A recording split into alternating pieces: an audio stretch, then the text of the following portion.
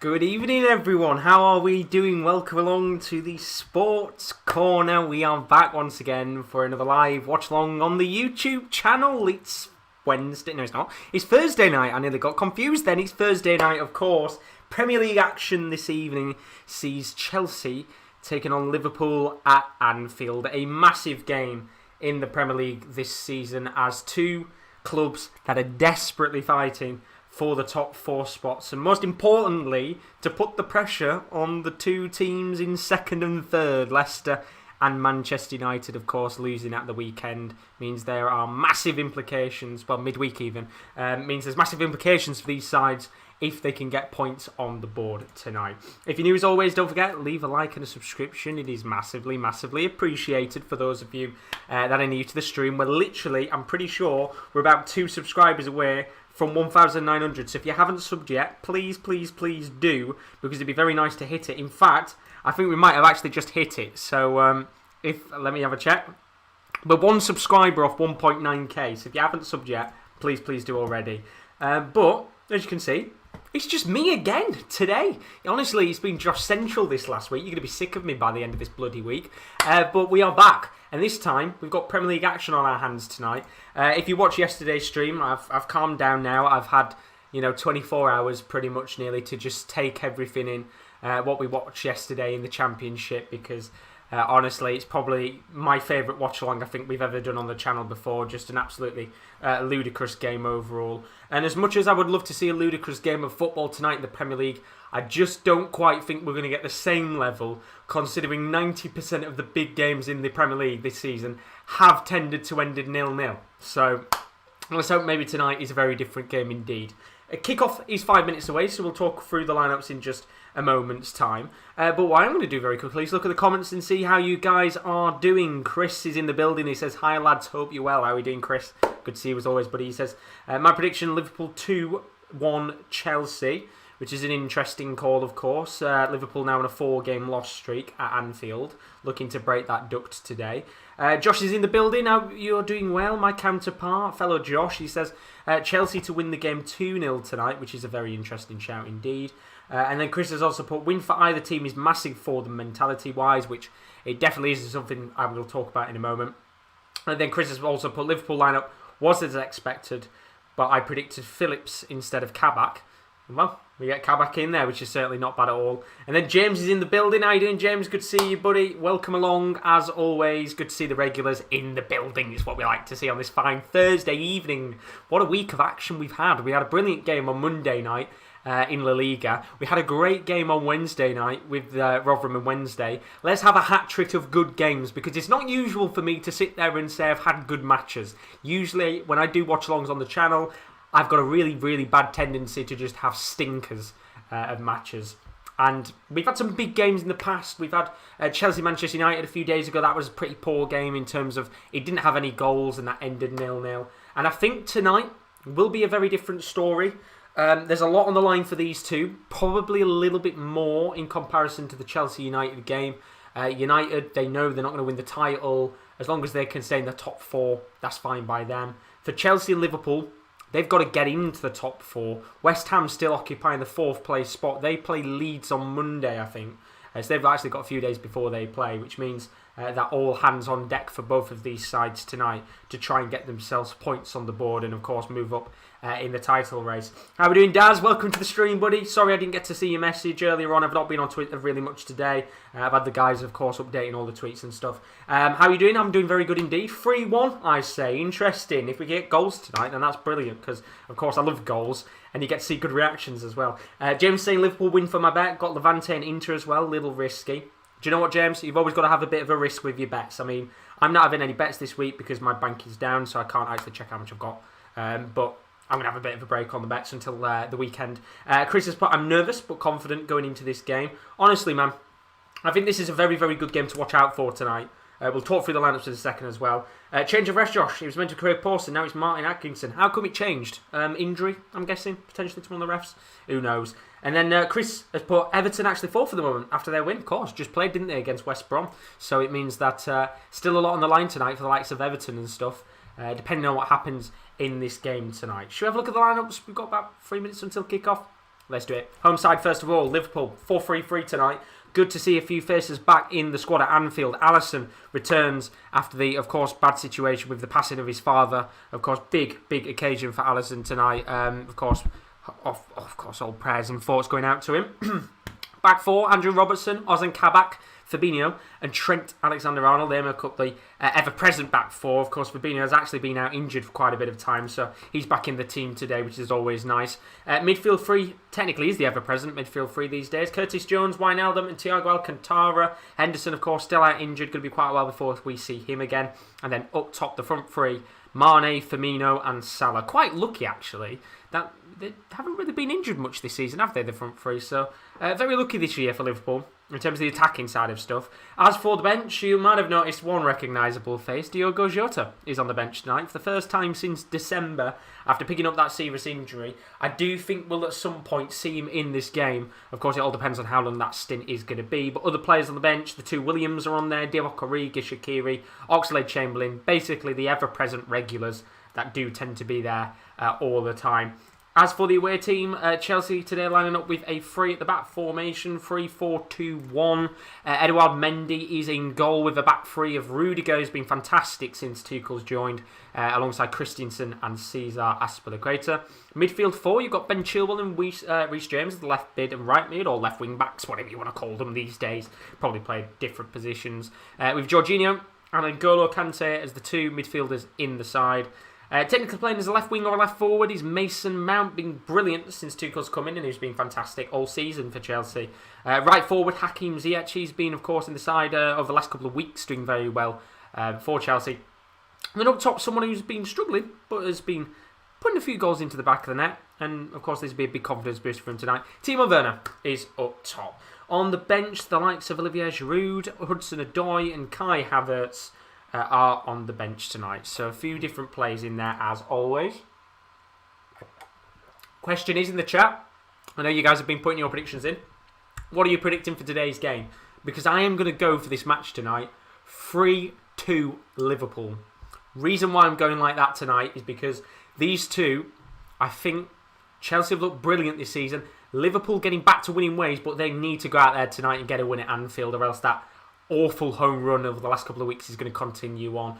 Chelsea, not really been tested so far defence-wise, not really conceded many goals, had a brilliant start to life under Tuchel. Tonight might be the night where things don't go Chelsea's way, so I am going to predict 3-2 there.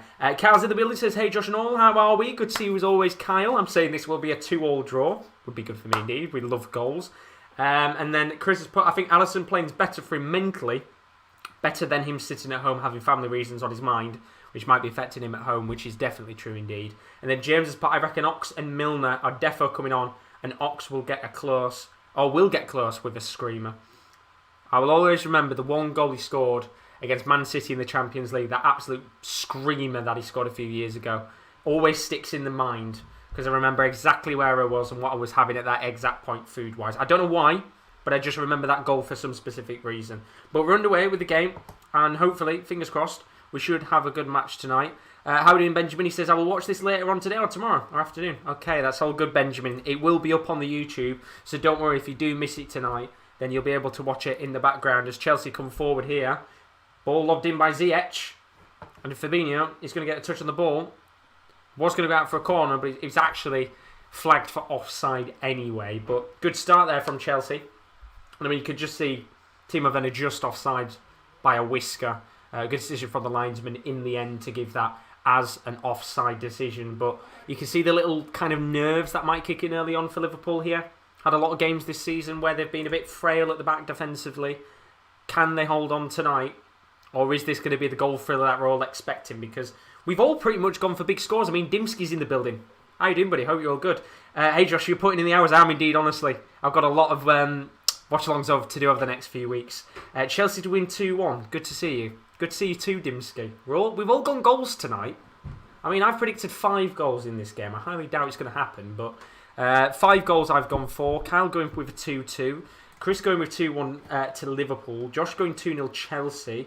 Daz saying 3-1 Liverpool. Watch it end 0-0 now. We've cursed it, haven't we? We've genuinely cursed it indeed. But yeah, I think pretty much apart from tomorrow, I've got a watch-along on Saturday, Sunday. I think I've got one Monday. Definitely have Tuesday, Wednesday, Thursday, because we've got the Champions League and stuff going on. So I'll be on nearly pretty much all this week. So just get used to my face. I'm guessing most of you are regulars anyway. You know me by now. You've got to scratch with me. But how are we doing, Benaldo? Good to see you in the stream. As always, says red for the night. Go on, Liverpool. Very best of luck, of course, to both teams. How are we doing? As always, Benaldo, you'll be delighted. I'm guessing, did you win 1-0 in the end against Fulham? I know it was 1-1 at some point, but it got ruled out for handball, I think. But I haven't really watched any Premier League action today. This is my first game. Chris put UK Open this weekend. Didn't realise till start of the week. Yeah, that's what's going to be on the weekend on the channel. The only night I'm not going to be doing it is Friday night. The reason why is we already scheduled Schalke Mainz as a watch-along. And we'll do a lot of the big stages of the tournament. I could stream it on Twitch, but it's probably easy to just do it on YouTube, where everybody at least is going to be to watch it. But yeah, Saturday night is when I'm going to do it, and then I think I might even do a stream on Sunday afternoon. So keep your eyes out for that, because that is going to be a lot of fun this weekend. Yes, I will be drinking, as we always do with the darts. It's been a few weeks since I've been able to have a nice drink, so I will be drinking as always. Bernala's put 2-1 Liverpool.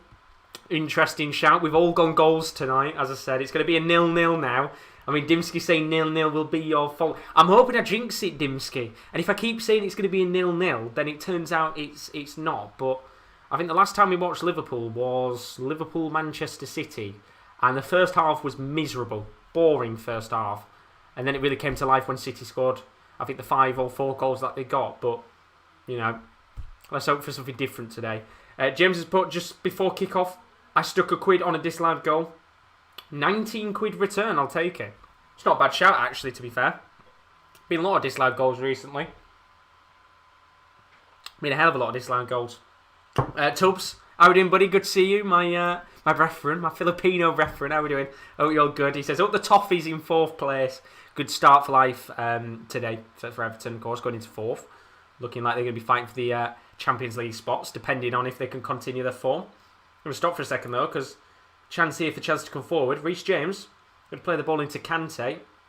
I've got to say, he's done a much improved job since Tuchel's come into the club. I think he was going a little bit stale under Lampard. Probably not as well employed in Lampard's tactics, at the very least. But he seems to be a really main figure of Tuchel's side, and it's good to see, because we know Kante's a good player, but he just wasn't getting the same appreciation under Lampard's tactics, at the very least. How about those Millers? Honestly, Benaldo, as I said, 24 hours nearly past now. If you didn't watch the stream yesterday, go to the very, very last minute of the game, and you'll see my reaction on there. We scored in the 96th minute, Freddie Ladapo. I'm not going to leave that one down for a few weeks, I'll tell you that for sure. But one of the best watch-alongs I think we've done on the channel. Genuinely. It's just one of those where passion came into play. I might have been a few doors down that could hear me celebrating, but who cares? It's all about passion. As a long ball to Salah, which Mendy comes out of his goal and kicks the ball away. It does very well there, the Senegalese goalkeeper, to keep the ball away from his goal. And it's been a good start to this game. Chelsea probably looking the better of the two sides in this first 5 minutes, but not by a massive margin. Not really much in terms of early opportunities in this game, but both teams going to be feeling each other out. And we saw against Manchester United actually a few days ago. That game wasn't bad when Chelsea played. It was more just the fact that both teams didn't have the finishing product up top. Hoping tonight's a different occasion, but we'll have to find out, because it could be a very, very quiet game indeed. But James has put, come on Levante. Levante scoring against, is it Bilbao, I think, tonight?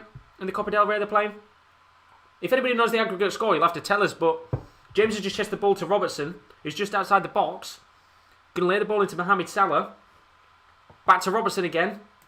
And he's going to let fly, but it's not the greatest shot in the world. And first chance of the game, but I'm not going to call it a key moment, because it was nowhere near the goal and it was always rolling away from Mendy. But a little bit nervy there.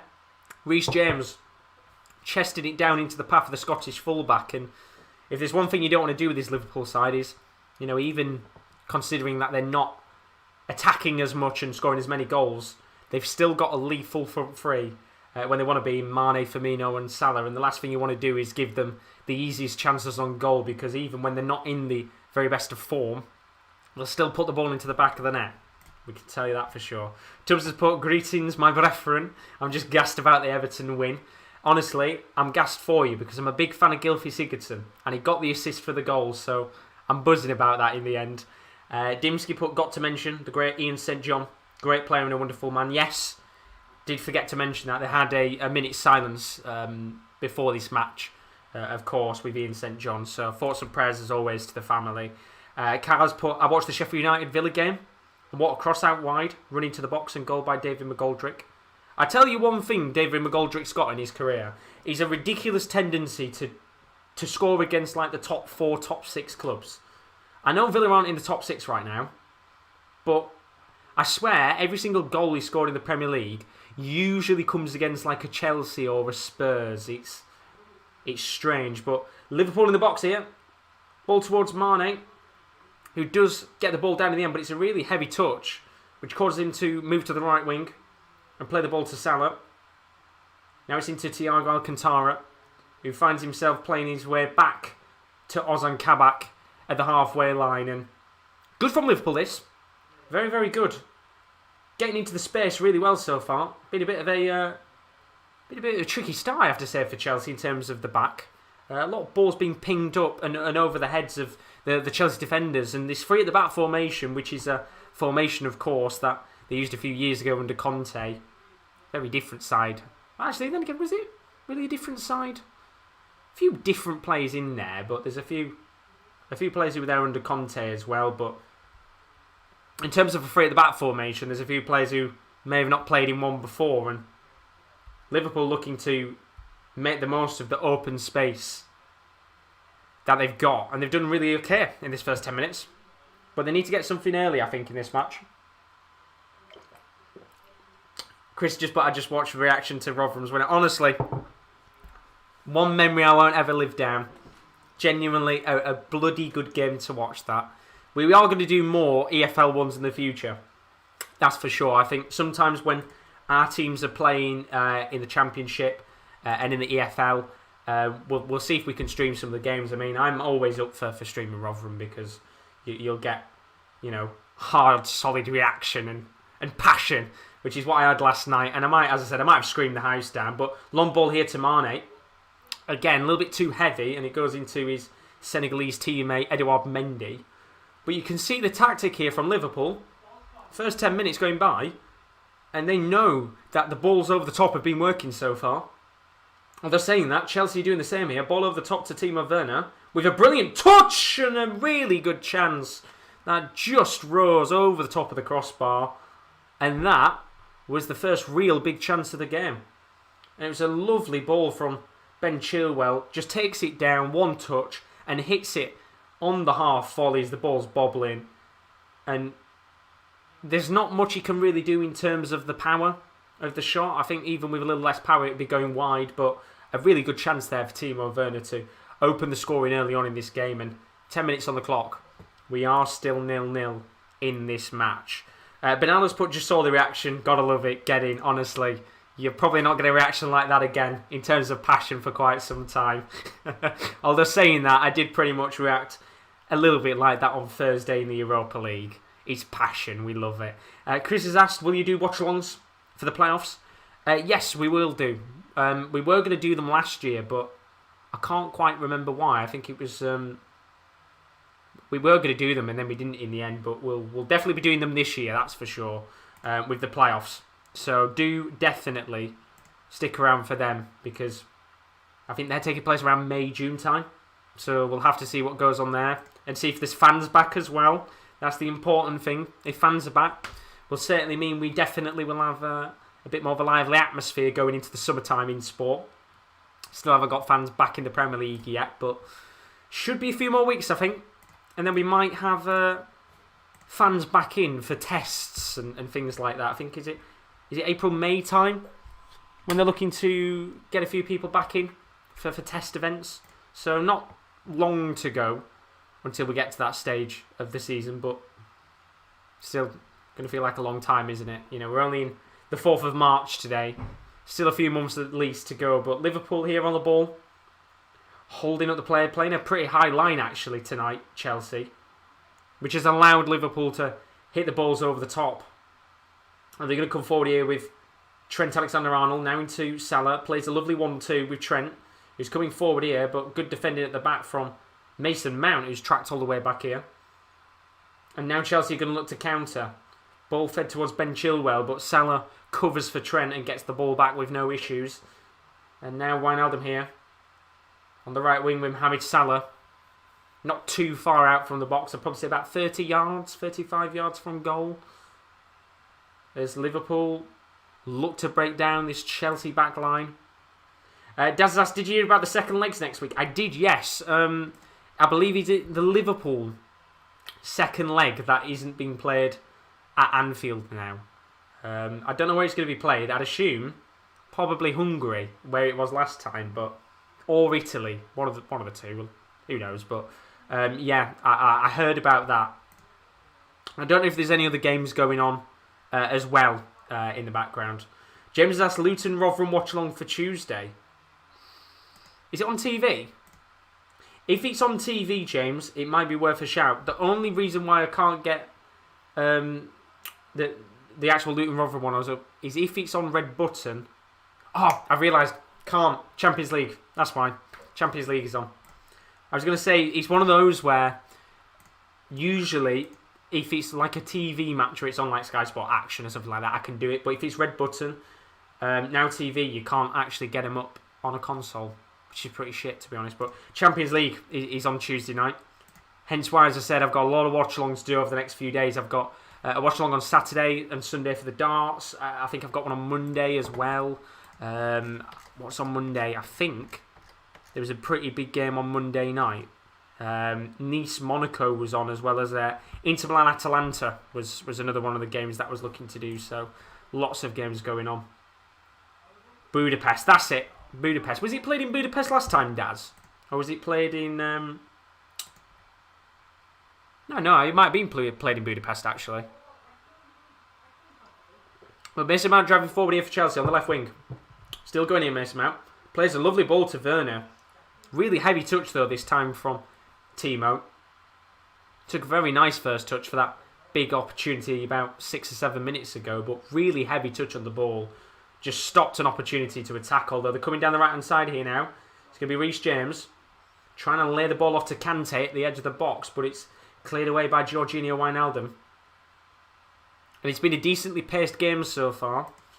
Not really been a great deal of opportunities for either side yet, but are we maybe going to see a very similar match to the Chelsea-Man United game, where both teams look up for it, but don't seem to have the finishing edge when they desperately need it? It's going to be Chelsea coming forward here. Reece James on the right wing. Now going to spray it towards N'Golo Kante. Lots of space on the left-hand side to play the ball into, but they're going to opt to move down the right-hand side. Aspilicueta, now into Ziyech. Back to Reece James, who's going to ping the ball into the box. Headed by Ozan Kabak, but not cleared away properly. And now is the chance for Timo Werner, who was onside. And I don't think in that situation he actually knew whether the ball was going to be onside or not. But he gets a touch. Really, really a high touch with the leg. You know, the ball's up in the air and he's tried to kick it into the back of the net. But because he doesn't get the right connection on the ball, it's a simple save for Alisson. But what a chance for Chelsea. And they're going to come forward here again with Mason Mount. Really good work from the English youngster. Another one of those players that could easily be in the England setup with how well he's played for Chelsea so far this season. Dinked ball towards Ziyech. Keeps the ball in play. And it's lobbed towards James, who's in the box on the right-hand side of the near post. Laid to Aspilicueta, who takes a shot at the edge of the box. And it's high and wide for Alisson. Good chances, though, for Chelsea. Really, really good start to this game. And just a little bit sloppy at the back, I've got to say, from Liverpool there. Just switched off for a moment, I think, the back line. And allowed Ziyech to keep the ball in play. But the biggest chance, I mean, seen here, Timo Werner's onside. And it's just so unlucky. I don't think he expects the ball, and it's not the greatest touch in the world, which is why Alisson saves it so simply. But big chance for Werner. Massive chance for him. Tubbs has put pure joy, man. That was priceless. Honestly, as I said, great stream last night. Really, really enjoyed it. Chris put, I'll take scrappy win. As long as we win, I'm happy. Yeah, exactly. I think at the end of the day, if you're a Liverpool fan right now or a Chelsea fan, it's just all about getting the top 4 now. You know, forget about the league title. It's City's no matter what now. But it's just one of those, you need to get into the top 4 this season and get yourself Champions League football. And it doesn't matter how scrappy it is until the end of the season. You've just got to go out there and get the results, regardless of how enjoyable the football is to watch. But Werner's gone down here. Not going to be a foul, though, as he did partly slip. As Chelsea look to come forward again. Bernaldo's put, I always thought Budapest was in Asia. I suck at geography. Saw an article about Klopp being lucky to have missed out on Werner, but I think it would have helped him flourish. Fellow German, experienced manager, high contrast to Lampard. I'm going to stop for a second, though, because Chilwell's lobbing a ball into the box. And he's got to play for a corner. Good work from Chelsea so far, I have to say. I mean, coming on to the point about Lampard, they've become much more of an enjoyable side to watch recently under Tuchel. Much more organised is the important thing. And I think if you're a Chelsea player, the fact that he didn't get rid of anybody in the January window and said, look, I'm going to keep everybody, I'm going to give everyone a chance, must be a real confidence booster to everyone, regardless of how poor some players have played, just to know that you're not in the firing line yet. So the corner's whipped in, cleared away by Curtis Jones. Going to come towards the path of Robertson. Now into Jones, who somehow keeps the ball in play, but he's giving it away to Christensen here. And Chelsea will look to press forward. James has just put Bilbao have equalised. As Chelsea look to go forward here, Werner gets himself in the box and he tries to cross the ball towards Reece James on the inside of the box on the right wing, but it doesn't get to him in the end, and Liverpool will clear away here. 81% possession for Chelsea in the last 5 minutes. 19% for Liverpool. It just shows how much they've dominated the last 5 or 10 minutes or so, but not really done much with it so far. And then Kyle's put, would you say Chelsea next season should be looking to win the league? It all depends for me on the signings that they make in the next window. I mean, it's quite clear to see that they're looking to really go out there next season and make some big signings again. You know, Tuchel's come in, he's going to get backed with a lot of money again like Lampard was. And I think it's quite clear they're going to go out there and they're going to spend heaps of money on big players. The one player everybody's been kind of talking about for God knows how long is Haaland. But I don't think that's going to happen. I think Haaland will probably stay at Dortmund, if I'm being honest with you, unless anything changes last minute. I know his agent's come out in the past and said he wants to leave, but at the end of the day, he's under a contract to the club. He can't just walk out the door unless he's got a release clause in his contract or something like that. But there'll still be clubs this summer who'll fight for him. And it'll be interesting to see if he does stay or not. But I don't think he'll go to Chelsea. But what we will see is they will bolster massively. And I think, depending on who they bring in, if they make a few big money signings, then yes, they do have to go out there and challenge for the title. But at the same time, when you look at that squad and compare it to the team Manchester City have got, they're still a long way away off, in my opinion, of being up there with Man City in terms of fighting for the title. You know, you look at the bench and there's a few players on there that shouldn't probably even be at the club anymore. I mean, Emerson is a great example of a player who should have left a few years ago and he's still here. I don't think Tammy Abraham's good enough for Chelsea. I think he's a good little backup player to have, and I think he'd do all right at a mid-table Premier League club, maybe even going back to a Villa or something like that. But I don't see him as a top 4 Premier League striker that's going to bag you 15, 20 goals a season. He might bag you 7, 8, 9 in a season, which isn't bad, but it's a decent backup option at best. You always know Werner right now is the number 1 striker. And I think one of those 3 strikers in Giroud, Abraham and Werner will leave. Probably Giroud, as much as I don't want it to be him.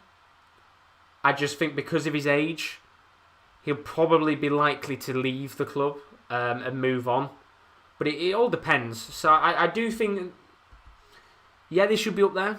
and fighting for the title. But let's see what transfers they make, because a lot of people said at the beginning of the season they should be up there to fight for the title this season, and I agree with them. I think they spent a lot of money, but even then, you just look at the City side, and it's just so far ahead from the rest of the pack. It's unbelievable, absolutely unbelievable. Daz has put in the chat, I have my bets on for the UK Open. What have you put down for your bets, Daz? You'll have to tell me, because I haven't put any bets down yet for the UK Open. I'll be doing that tomorrow, I think. Chris has put, if Chelsea start off badly next season, no doubt Tuchel will be under pressure straight away. This is the thing with Chelsea, though. They've got to, in my opinion, give players more time. Managers more time. And Tuchel, you know, we've said it before in the past, you'd probably say Tuchel's the type of manager where you'd expect him to get a little bit more time than the rest. But, you know, we all said that with Lampard. I said I thought Lampard was going to stay till the end of the season and then get sacked afterwards. But they took the punt, they gambled, they sacked him. And if you look at it now, if you're a Chelsea fan, you look at it and you think it's a great deal that they've done. Although long ball up here, Timo Werner, he's onside. Ball for Timo Werner, who's got a chance at goal. And he's in the back of the nets. And it's a goal. And he had to check there with the offside just to see if it was onside. But it has counted. And Chelsea have got the first goal of this game. And it's the man who was linked with Liverpool numerous times in the summer that bags in this game. And it's a brilliant, brilliant goal in the end. And it all comes, I think, from Mason Mount. One long ball into the path of Timo Werner.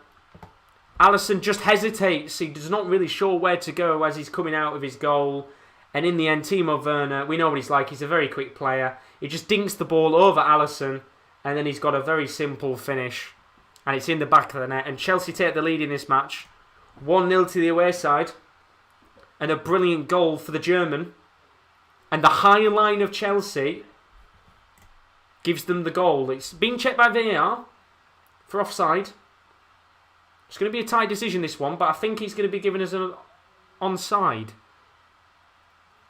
Now, Ziyech in the position would be offside, but it doesn't matter because he doesn't touch the ball. They're marking up Werner to where Robertson is. I think he's just onside. In fact, VAR disagrees. VAR saying this is offside. It's a very tight decision. It's incredibly tight. I think it'd be very harsh to not count this as a goal, but VAR looks like he's going to disallow it. So I'm going to make it 0-0. And the referee has disallowed the goal, which means it will not stand. The most marginal offside decision, I have to say. But it's not going to count. And the goal is disallowed in the end. Which is an interesting shout. Very, very marginal. And it was a really nice goal from Timo Werner, as I said. Really good to just dink it over Alisson. But doesn't matter now, because he's 0-0 and we're back to square one again. Liverpool maybe a little bit lucky there for that not to be counted as a goal. In my opinion, if I'm being honest with you. But as put, maybe Tamic heads to Norwich. Team of Pukki's quality, but age is going to catch up. They should get Tammy as a young and experienced Premier League striker. Alisson should have stayed back there, I think. Let the centre-halves try to pace out. Yeah, I think it was one of those where, as I said, he hesitated as he came out of the goal. Which is why probably in that situation Timo was just easily able to just dink it over the goalkeeper. But, Kabak very nearly did very well to actually stop Werner from having the shot on in the end. So, fair play to Kabak, but doesn't matter now because it won't count. And another VAR decision today. We already saw in the Spurs match against Fulham. A decision in that match. I don't know if it was a goal that should have counted or not. I mean, Benaldo, you probably watched it, so you can say more than me. But Chelsea in the box again here. Timo Werner is going to be flagged for offside. And he actually has gone out of play for a goal kick anyway, so it doesn't matter. But I was saying there that's going to be controversial, as VAR calls are. They are, though, that's the thing. I mean, look at that.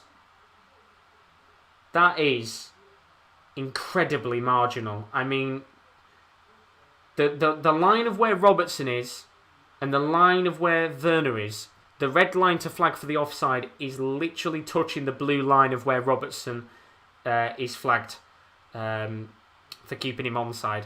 The lines are literally touching each other. That's how close the decision is in the end, which is mad. And I mean, technically, for James, if you just put goal disallowed, that's 19 quid in my pocket. So fair play to you on that one, because it only took 25 minutes for that to actually happen in the match. So 19 quid in the back pocket, you can't complain about there. But a very interesting decision at the least. Bernardo says, VAR, bun VAR, it's been terrible to implement this season. Officials are all over the place with rulings. As I said, I don't think VAR is the problem. I just think it's the officials in the league. You know, we don't see these problems in the Bundesliga or in the La Liga as much. Still bad decisions made at points, but 9 times out of 10 the decisions that are made are correct. I just think the standard of the refereeing in the Premier League is the worst. You know, when you go to any World Cup, stop for a second, Guzman is in here, ball towards the Senegalese forward, and he misses his kick. And that was a chance for Liverpool to get going at Anfield. I mean, that is a brilliant, brilliant ball from Salah. And all he's got to do is literally get a connection on the ball, and I think that's going in the back of the net. Just miskicks it. Doesn't even get an actual kick on the ball in the end, and it's poor from Mane there. Mane in his in good form would have put that in the back of the net, but another big chance there Liverpool wasted. And it still stays 0-0 here. They're going to come forward again. Curtis Jones plays the ball, Trent into the path for Mino, but straight into the hands of Edouard Mendy, and it will be a goal kick. Bernardo's put the goal, disallowed Fulham goal should have been given. It's criminal to have been deemed a handball. It's mad, isn't it? Some of the decisions that have been made. I mean, I understand these days. I've said it in the past. We've always had debates with handball. I've always said, look, if the rule today is going to be, if the ball hits the hand, it doesn't count, then it needs to be every time it hits the hand, it just doesn't count. But I still don't like that rule being implemented like that, because it would just mean Eric Dyer situations would happen again, where it just hits the hand, he can't do anything about it, and it'd be given as a penalty. Which is why I wouldn't like to see that implemented. But there need to be so much more, not honest, but there needs to be so much more direct with opinions and decisions on handballs and stuff. I think there's too many referees out there which one day will make a decision for a handball and give it as a penalty. The other day they might not give the same decision as a penalty. There's an inconsistency, is probably the best word to use, for decisions with handballs and offsides and things like that. It's frustrating. It's frustrating, but what can you do? As Liverpool come forward again here, Andy Robertson just to the edge of the box. Now into Thiago Alcantara. Lovely ball to Curtis Jones. Really nice ball, and he tries to curl it into the top right-hand corner, but really, really poor effort in the end by the youngster. Chris said, why did the ref not look at the monitor? I'm guessing purely just because VAR had aligned the lines up and just said it was offside. I guess the thing is, a lot of them are just going to be like, in terms of offside decisions at the very least, a lot of the decisions will just be made without the referees going to the monitors. But what I was going to say before is, with the Euros and the World Cup and stuff, there's never any English refs. Barely ever any English refs. I think the last English ref I can remember going to a World Cup or something was Howard Webb, all those years ago when he did the World Cup final. I think, was it 2010? He was part of that World Cup final. I can't remember a referee, an English referee at the very least, in a massive game since that point, because they're all pretty rubbish in their own way. But Carl's put VAR is going to cause some teams to be relegated and miss out on top four undeservingly. Was there one team last season that missed out by VAR? Was it? What was it? Was it Villa?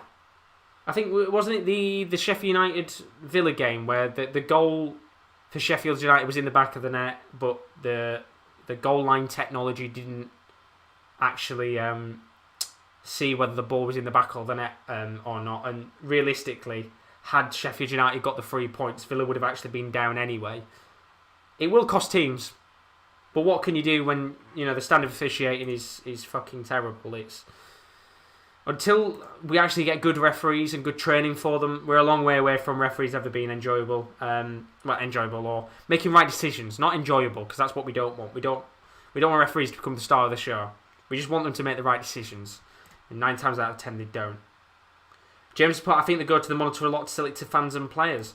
Yeah, I mean, It'll be interesting to see whether referees go to the monitor as much when fans are back in the stadium, because they didn't go much when fans were in stadiums. And I can remember at the beginning of the season when we were sat there for ages saying, why don't referees go to the monitor and just look at some of the decisions?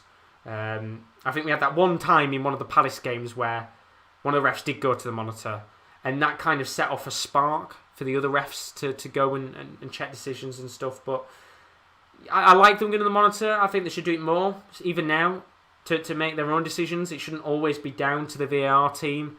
I like the fact that in some situations referees take their own decision and don't listen to VAR. I mean, sometimes, yes, VAR, that the booth is going to be right. But I also like the referee having his own frame of mind to say, no, I don't agree with it. I'm going with my initial decision.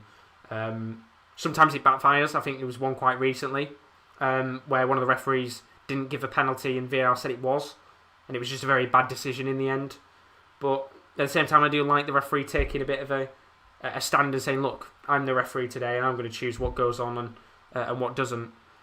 But yeah, Bonanza's put Sheffield goal wasn't given because Nyland apparently didn't give over the line with the ball in hand. And it was all to do with the whole goal line technology, wasn't it? Not working, and absolute nightmare one, that was it. It was Bournemouth should be in the Premier League instead of Villa. That was it, there you go. So it cost Bournemouth relegation. Hopefully we don't get a decision like that again this season. And that was down not even to VAR, that was down to goal line technology. But I don't think they could have even checked it with VAR in the rule book, which I think is bollocks. That's one of those situations where you say, fuck the rule book. Just check if it's a goal or not. It's not that hard, but what can you do, eh? What can you do?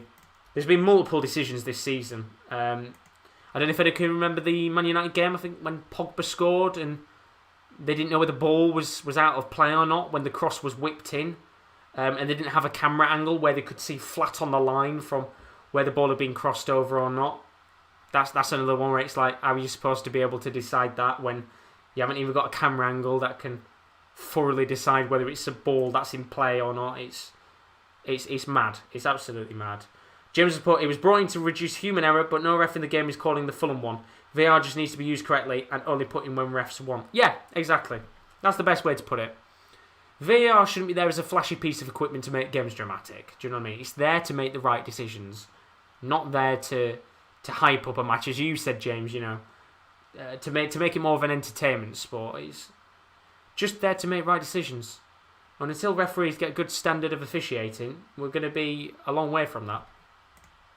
I always remember the 2018 World Cup when it was first implemented. And I think for the first week or two, it was very patchy. And people were like, VAR's not going to be good, is it? And then it was really, really good for the rest of the tournament. Made good decisions. Yeah, there were the odd one here and there, which was a bit sloppy. But even then, that was the first kind of big tournament where it had been used. And it still worked much better in that tournament than it has at times in the fucking Premier League. So it just shows how poor it is in terms of the standard of officiating. But when I was put, how about the pen after the game was over? That was a fiasco. Yeah, that's another one. I mean, was it the Brighton Man U match? I think when that was over, it was mental, that one. Been some awful decisions in the past, but we've got 10 minutes left of this first half. Not really actually spoke much about it, to be honest, because ever since Werner put the ball into the back of the net, it has gone a little bit quiet, this game. Liverpool looking a little bit better of the sides in the last few minutes. Got a lot of ball, a lot of possession, but not really done a great deal with it. And as I said, I'm a little bit worried here that we're going down the same route as the Chelsea-Man United game, where it's just a lack of finishing quality from both sides, which is going to reluctantly end this game as 0-0. Not like we want to see a 0-0, but I did jinx it at the start. Dimsky said it was my fault if it ended 0-0. He's not wrong. But there's just not really much going on in this game so far. Had that Werner goal gone in, would have been maybe a little bit different. Still a very controversial decision at best, but Chelsea's going to come forward here. It's going to be with Ben Chilwell. He's going to try and hoof it long into Reece James, but a slight deflection on the ball means it's actually landed at the path of Mane. But Kante's done very well to get the ball back here. And Werner wanted the ball, but he's not going to get it. Ziyech on the right wing inside the box. What's the Moroccan going to do? Tries to lob a ball into the path of Timo Werner. comes down towards Azpilicueta, and Mount looking to hit the ball on the volley. He does indeed, but he just couldn't keep the shot down, and in the end it'll go out of play for a Liverpool goal kick.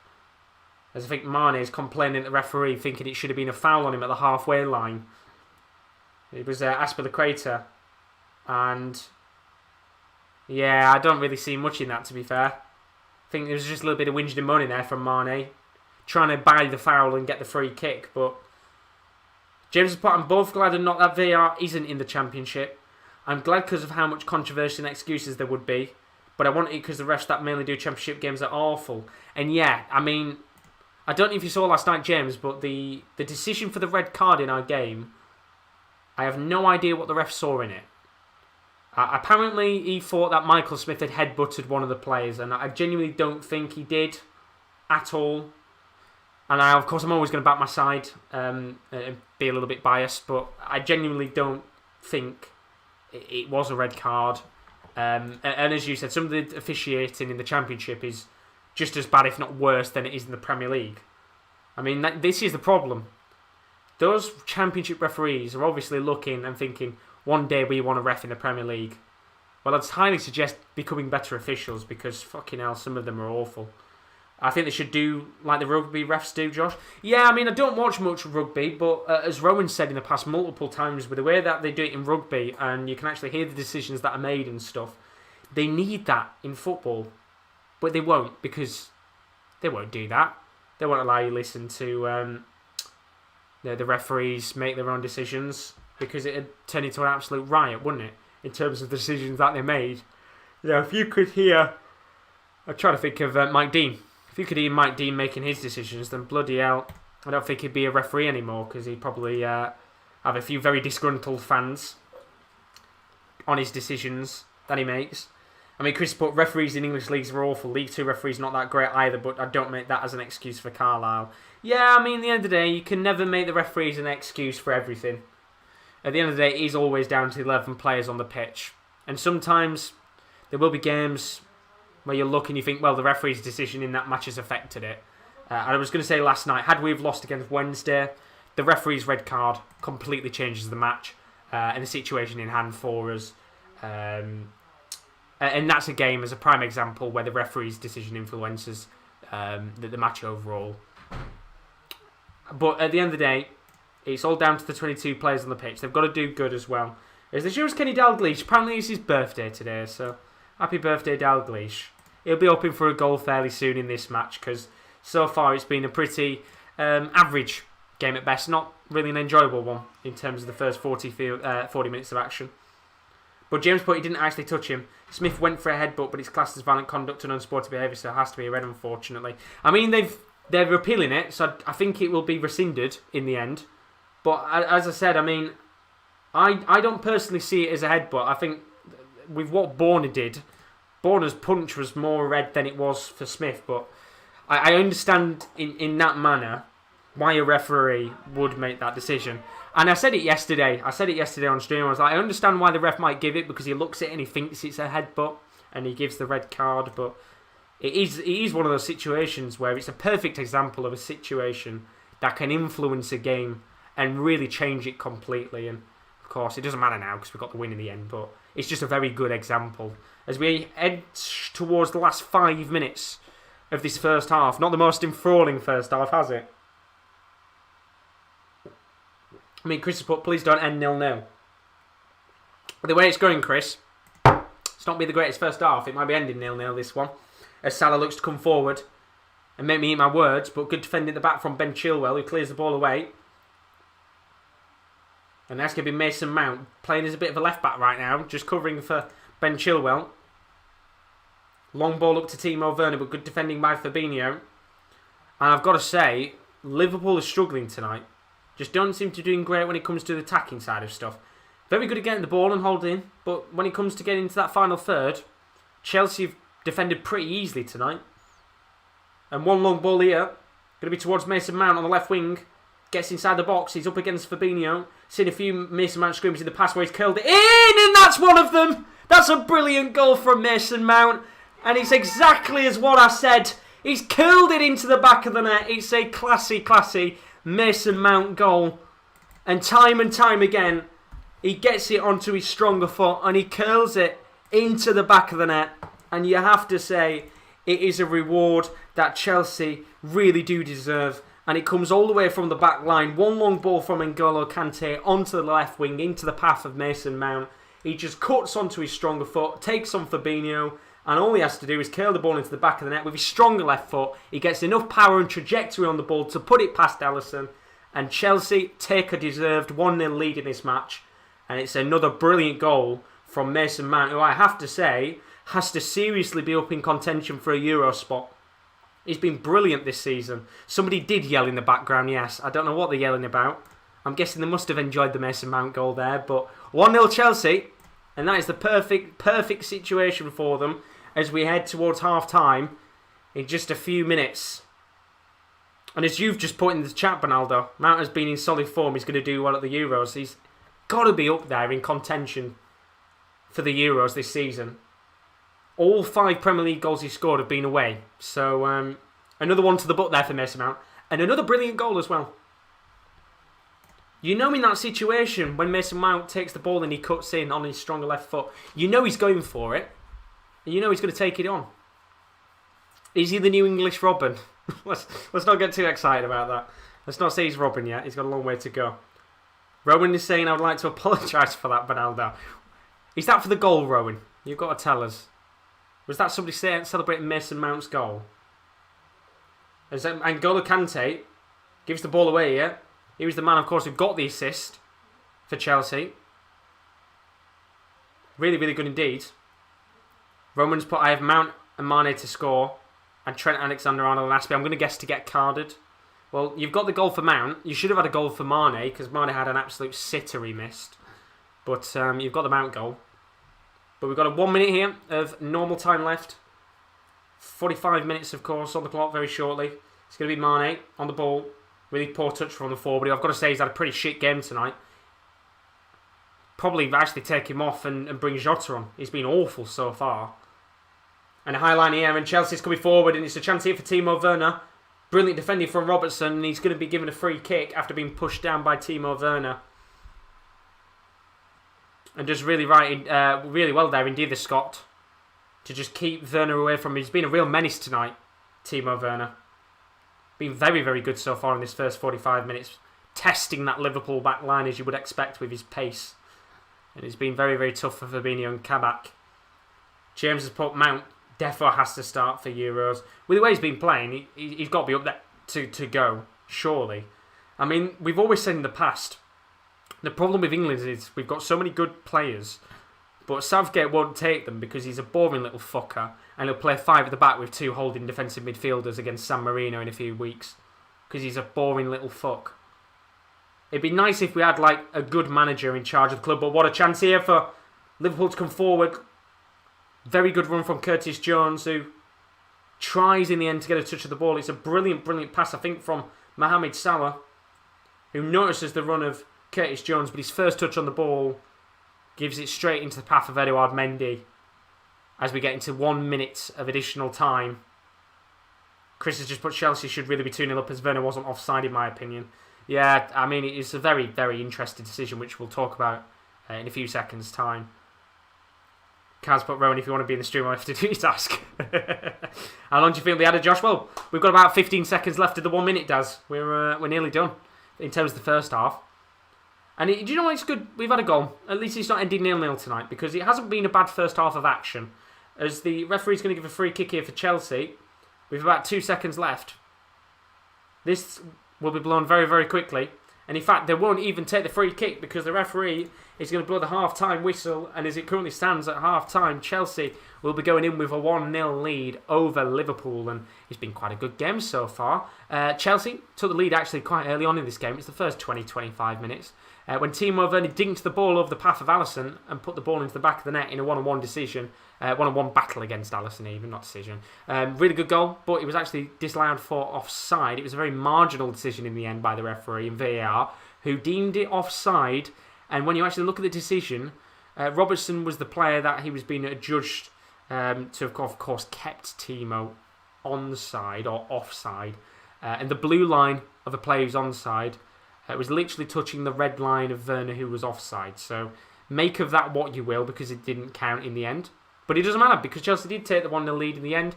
A few minutes before the first half ended, Mason Mount, lovely goal, very classy Mason Mount finish, as you'd always expect. Cuts onto his strong left foot even, curves the ball into the bottom right-hand corner.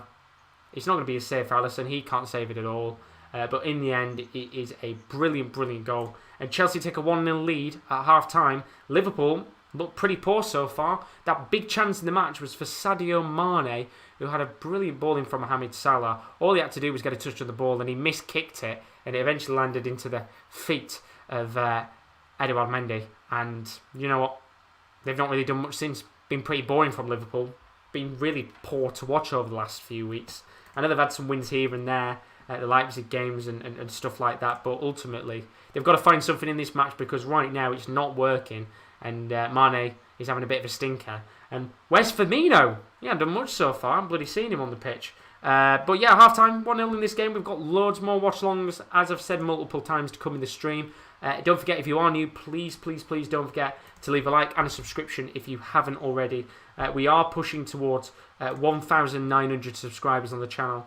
In fact, I'm just checking now, we're one subscriber away from 1,900. So if you haven't subbed yet, please do, and get us up to 1,900 subscribers, because your support is massively appreciated. But here's a look at some of the stuff still to come on the channel over the next couple of days. Don't forget, on Friday night, we've got a Bundesliga relegation battle. Schalke taking on Mainz. It's Kieran D's team, Mainz, up against Schalke away from home. That's on Friday night. On Saturday night, you've got Bayern Munich taking on Dortmund. That's going to be with Rowan. Kieran L's going to be doing Gladbach versus, I think, Leverkusen. That's earlier on in the day. And then 7:10, you could join myself for the 6th round of the UK Open. That's live from 7:10 on Saturday night. And then on Sunday, you could join me for the semi-finals of the finals. That's from 7:10. We might even have a stream in the afternoon for the UK Open. You'll have to wait and see. Don't forget, an interview with Devin Peterson is available on the channel. I talked to him a few days ago. We talked about the UK Open and all of the things, to check that out if you haven't on the channel already.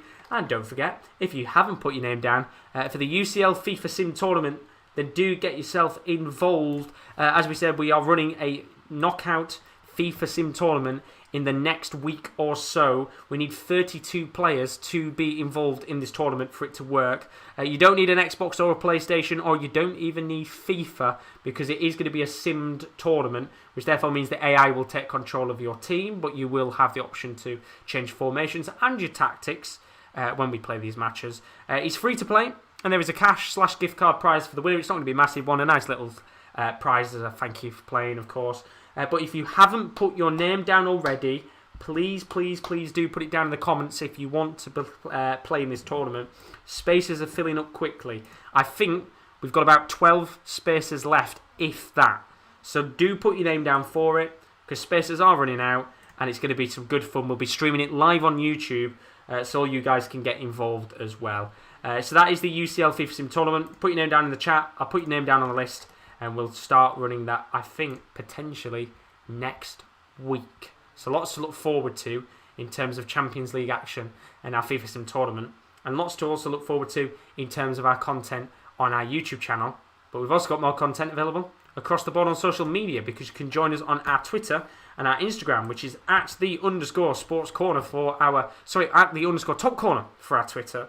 And our Instagram is @the_sports corner_. Don't forget, you can check those out. We always tweet and post on Twitter and Instagram when we're going live on YouTube, as well as when we post new articles up on our website, which is the sports-corner.com. We've got a hell of a lot of new articles available today. We've had some pieces on Jamaica, who were looking to call up a few players for their 2020 World Cup bid. We've looked at some potential stadiums that could be used for the 2030 World Cup. We've got some odds for potential Celtic managers. We've done a football manager piece as well today. So there's loads of content available on our Sports Corner website. You can access that on the sports-corner.com. Please do go and check it out. Check out all of the potential articles we've got on there. Literally read them all. You know, tell your family, your mother, your brother, your father and your sister to read them, because we do want to get as many people involved on the website as we possibly can. The more views, the better. Would be greatly appreciated indeed. So that is the website, which is linked in the chat, and it's also linked in the description, as we always do. Now, I know in the chat I think you asked Daz, didn't you, if you are down for the tournament. Let me check. You are. Your name is on the list, so don't worry. I've got you down indeed, Daz. But now I wonder if Josh says his self-adverts in his dreams. Honestly, I do. It's like a script when it comes to saying them. I just know what to say every single time. I've said it too much now. It's become natural memory to say everything. But that's all of the plugging done for now. We will be back very shortly. I'm going to take a minute or two break, and we'll talk about the subs bench for Liverpool Chelsea. So as I always say, go and get yourself a coffee, a cup of tea, a beer, a pint, whatever you drink these days. And I'll be back in 2 minutes, and we'll look at the subs bench for Liverpool and Chelsea before we get into the second half. See you in a minute or two.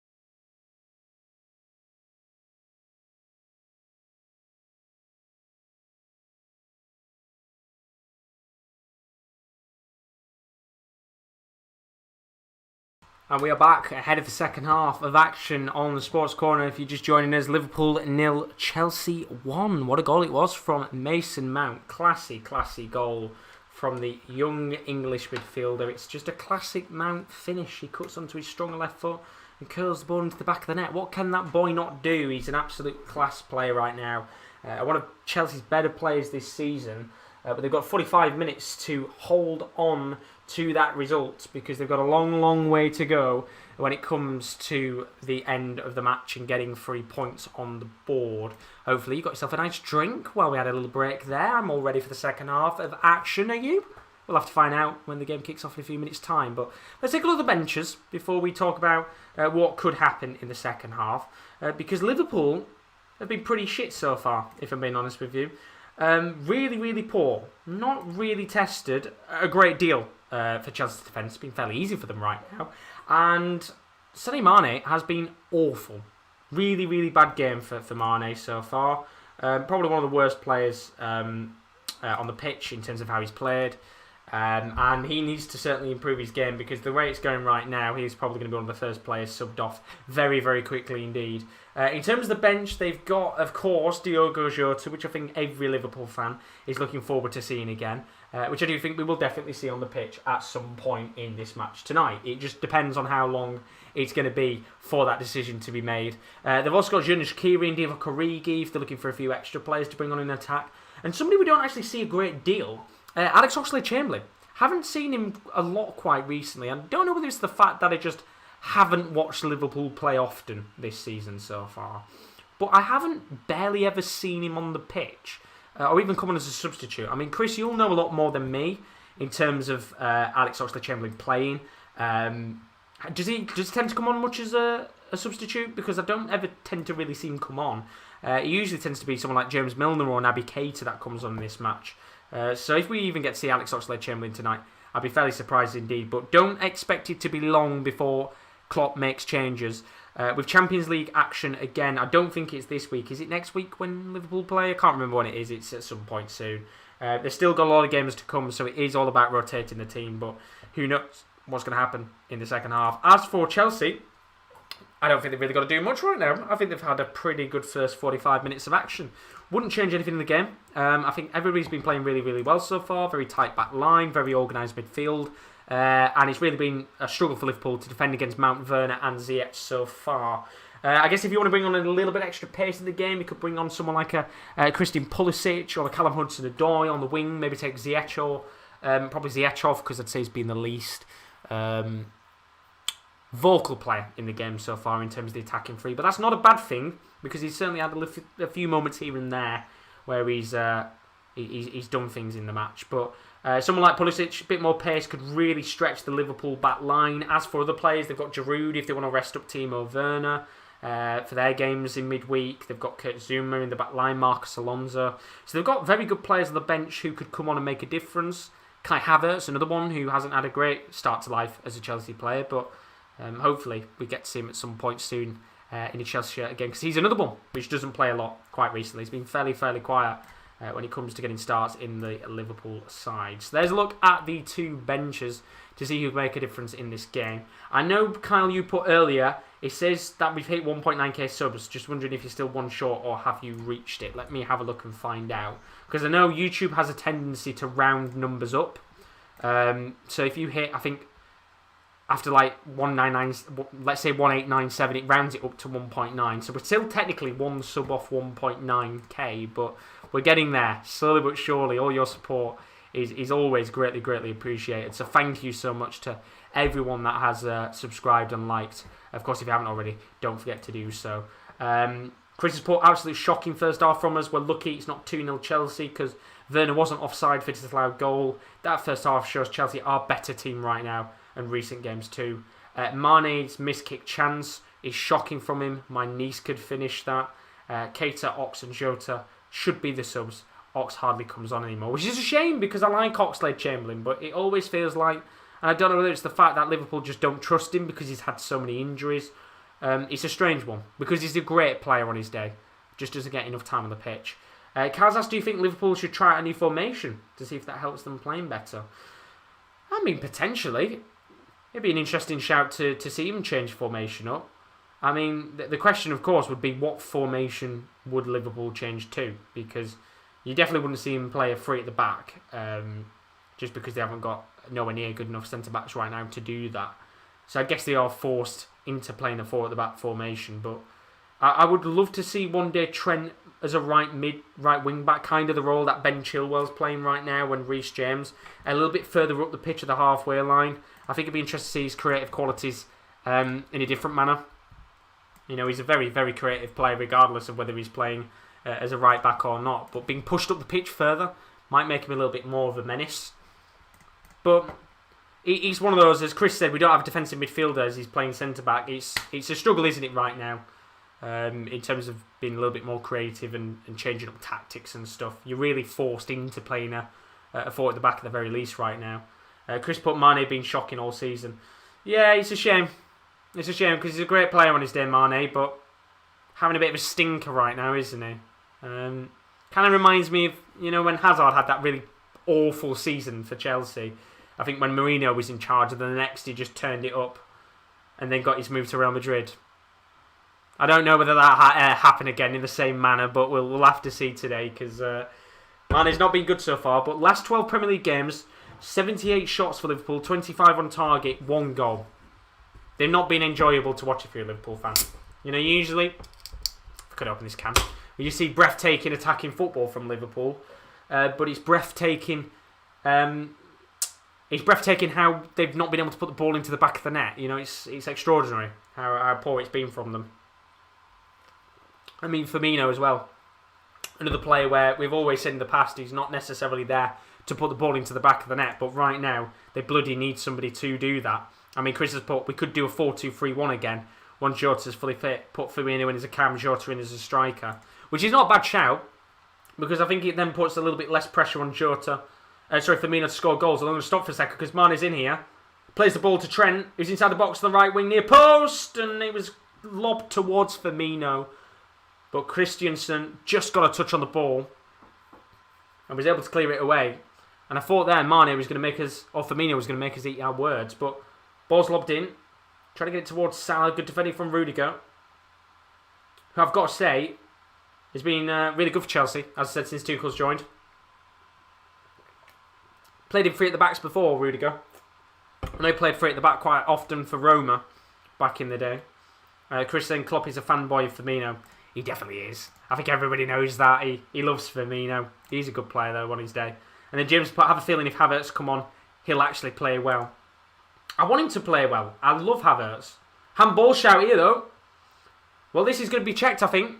And referee is going to give a free kick to Chelsea. So I don't think this is going to get checked in the end. But he's been told to delay the restart because this is being checked for a handball on N'Golo Kante. Let's have a look at this.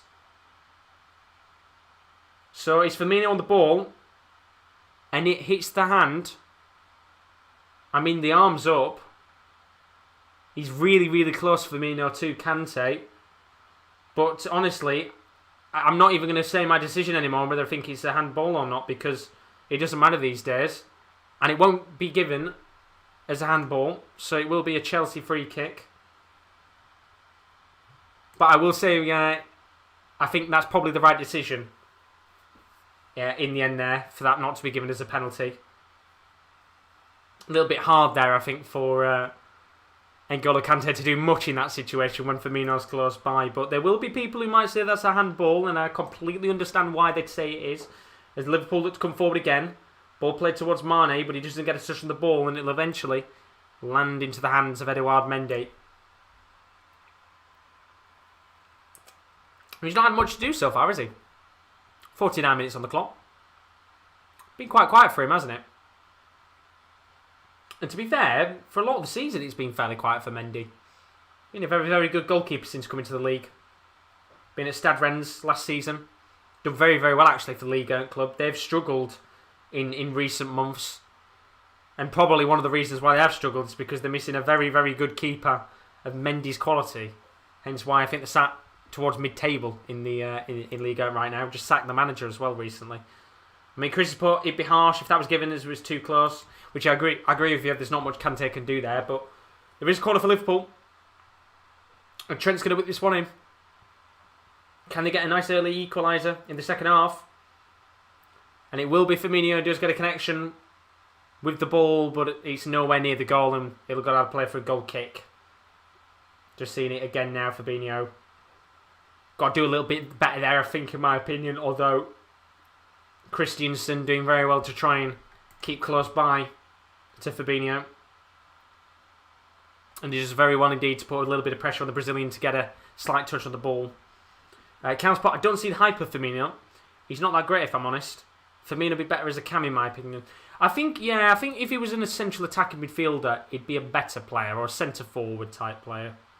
I think he can be good on his day, but as a striker, no. As a striker, Liverpool need to go out there, in my opinion, and go out and get a good goal scorer. And I think Werner should have been that player. You know, every fan will be joking at points saying, we didn't actually need Werner, but I really do think Liverpool did need Werner. And we could have maybe seen Werner do very well in Liverpool's shirt. It's one of those situations where I guess you will never know how Werner would have turned out had he have moved to Liverpool. But it's just one of those where you need a goal scorer. You need a finisher. And in this market, in today's world, who would that finisher be? I mean, for me, I'd probably look at a player like Isaac from Sociedad and say I think he'd be a great player for Liverpool. Perfect fit. Good player, tall, quick, energetic. I think he'd be a good fit for Liverpool. But Liverpool have got very different kind of scouting, haven't they, in terms of who they bring in. They'd probably look at someone from the Bundesliga as such. I mean, Chris has put, we've been linked to a lot of creative midfielders already. Rodrigo de Paul from Udinese, great player. I don't think he'll be there next season. Already linked with Leeds in the past. I think he will be one of those players that leaves Italy next season. Houssem Aouar, which is a good shout. All depends if Lyon get back into Champions League football, because if they get UCL football next season, which I think they are going to get that, then I don't think they'll let him go. And then Newhouse, which is an interesting shout, because I think he's probably another one which is quite likely to go if Gladbach don't get any form of European football, which is a bit of a shit show right now at Gladbach, if I'm honest with you. KL not happy about that, of course. Blame Marco Rose a little bit for that. And then James has put, bit off topic, but just saw that Danny Drinkwater nearly got man of the match for casting passer. Unreal. Yeah, it's one of the weird deals that of the January window. We're going to stop for a second here because Chilwell's in the box. He's going to spray it towards Kante at the edge of the box. Lovely work from the Frenchman. He cuts in. He's gone down. A few calls for a penalty, but he's got the ball back here, Kante. Reece James takes the shot on. Cleared away by Wijnaldum. And Mount's got the ball back here. Now it's Timo Werner on the left wing. Sprays it towards Ben Chilwell, who's not really got any players around him, but he will find Mount. Now into Jorginho. And Liverpool just under the cosh a little bit here. I haven't said that for a long time, have I? Fucking hell, under the cosh. We're hearing that the weekend in the darts. Here come Chelsea again on the ball. It's going to be Mason Mount into Ben Chilwell on the left wing. Back to Mount again. Already got a goal tonight. Can he get a second? Counts, but Liverpool probably shouldn't have sold Ings. It could improve their attacking qualities. Yeah, I think Ings would have been a pretty good shout. I mean, Bernardo's part, I would love to see Moussa Marega or Victor Osimhen at Tottenham. Delafeu was a quality player too, wouldn't mind him. Osimhen would be a great player to get, but I think he's going to be at Napoli for a long time. Moussa Marega's built like a man mountain. We've got to stop for a second because Chilwell's in here. Good save from Alisson. Good block off the line. Good block off the line. I think it was Robertson who got the ball off the line, and it would have been a chance there for Ziyech. But the Scot is well aware. And that could have been 2-0 to Chelsea. But he does really well to stay alert. As Liverpool looks to come forward now and get an equaliser in this game, it's going to be Salah. Now into Robertson, who puts a lovely ball into the box towards Mane. Good defending by Christensen. Headed into the path of Robertson. Now to, I think it's with Trent. Now into Jones, who tries to dance his way around Kante, but he doesn't in the end. And now it looks like Chelsea on the counter-attack here, and it's Timo Werner. Tries to spray a ball to Jorginho, but it's too heavy, and Alisson can make a simple save. James has put, I think Boga might be a good shout for Liverpool. Oh, there's a chance here for Mane. He's dinked it over Mendy, but I think Mendy gets a touch, but it's offside, and it doesn't matter anyway. Good chance there. Two very big opportunities for both sides. Starting off with Timo Werner, who was blitzing down the right wing for a moment there, and I thought he would get a ball into Ziyech, who was in the box, but one long ball to Mane. And he doesn't quite get a good first touch on the ball again, Mane. Which it doesn't matter anyway, because it's offside, but yet again another instance where Mane's just let Liverpool down a bit tonight. And I don't think it'll be long before Jota comes on and maybe someone like Mane goes off because he's been a bit pissed tonight. I was complaining about how Vinicius Jr. was terrible not too long ago, but I think Mane is putting in a real bad performance here. He's on for the award for the worst performance of the season so far. He's been shocking. Daz just put, if you see someone called Jojo, I follow him. Big dubs. I'll remember that for you, Daz. And then Chris put Daka, a realistic target for somebody to come in to the club. We need a striker who scores goals. I would love Daka. Also create a midfielder who scores and assists. I mean, it'll be interesting to see where Daka goes in the future. But long ball towards Werner, who just get the slightest of touches on the ball, but Alisson makes another simple save in the end. But he's been so dangerous tonight, Werner. Liverpool really struggling to deal with him tonight. And it kind of feels like it's a matter of time before Chelsea get the second, rather than Liverpool getting the equaliser. But there's a long way to go in this game. And this first 10 minutes has been, I wouldn't say open, but there's been good chances for both teams. And that's the important thing. It's been an enjoyable game to watch. Both teams going for it, which is the important thing. Very similar to that Chelsea-Man United game. At least we had a little bit of the finishing edge from Mason Mount in this game. Liverpool just need that right now. They need somebody to really take this game by the scruff of the neck, because so far, as I've always said, in this last kind of 60 minutes or so, they get into the final third, and then they just seem to struggle. Ball going to be lobbed towards Salah here, just outside the box. Now to Thiago, who sprays it to the left-hand side to Robertson. Now to Curtis Jones. Towards Salah, who's at the edge of the box. Tries to play it towards Mane, but he's giving it straight to Kante. Although Kante's then giving it instantly back to Salah. As Trent tries to flick a ball into the box. And it will actually go out of play for a corner. Good work there from Liverpool. They need a goal soon, I think, because I don't think it'll be long before Tuchel makes some changes. But James has put possibly Riquelme from Atletico, if he gets decent and season run at Bournemouth. Which is an interesting shout. And then Chris put, for Liverpool, we need someone to bloody score. I know. You need someone. Maybe from this corner. We'll have to see. Not really done much with set pieces tonight, Liverpool, but this is a chance. It's a low ball from Trent, and what the fuck was that? What a waste of a set piece from Trent. One from the training ground, that didn't work. Really, really poor there from Trent. Just lob it in and see if you can get someone's head on it. But one player I can see warming up, Diogo Jota. It looked like he's just been told to go back to, don't know whether he's going to sit down or whether to get ready to come on. And I would probably assume it's to get ready to come on. So we'll have to see in the next minute or two if Jota is coming onto the pitch. But if you've enjoyed this watch along, don't forget to leave a like and subscription if you haven't already.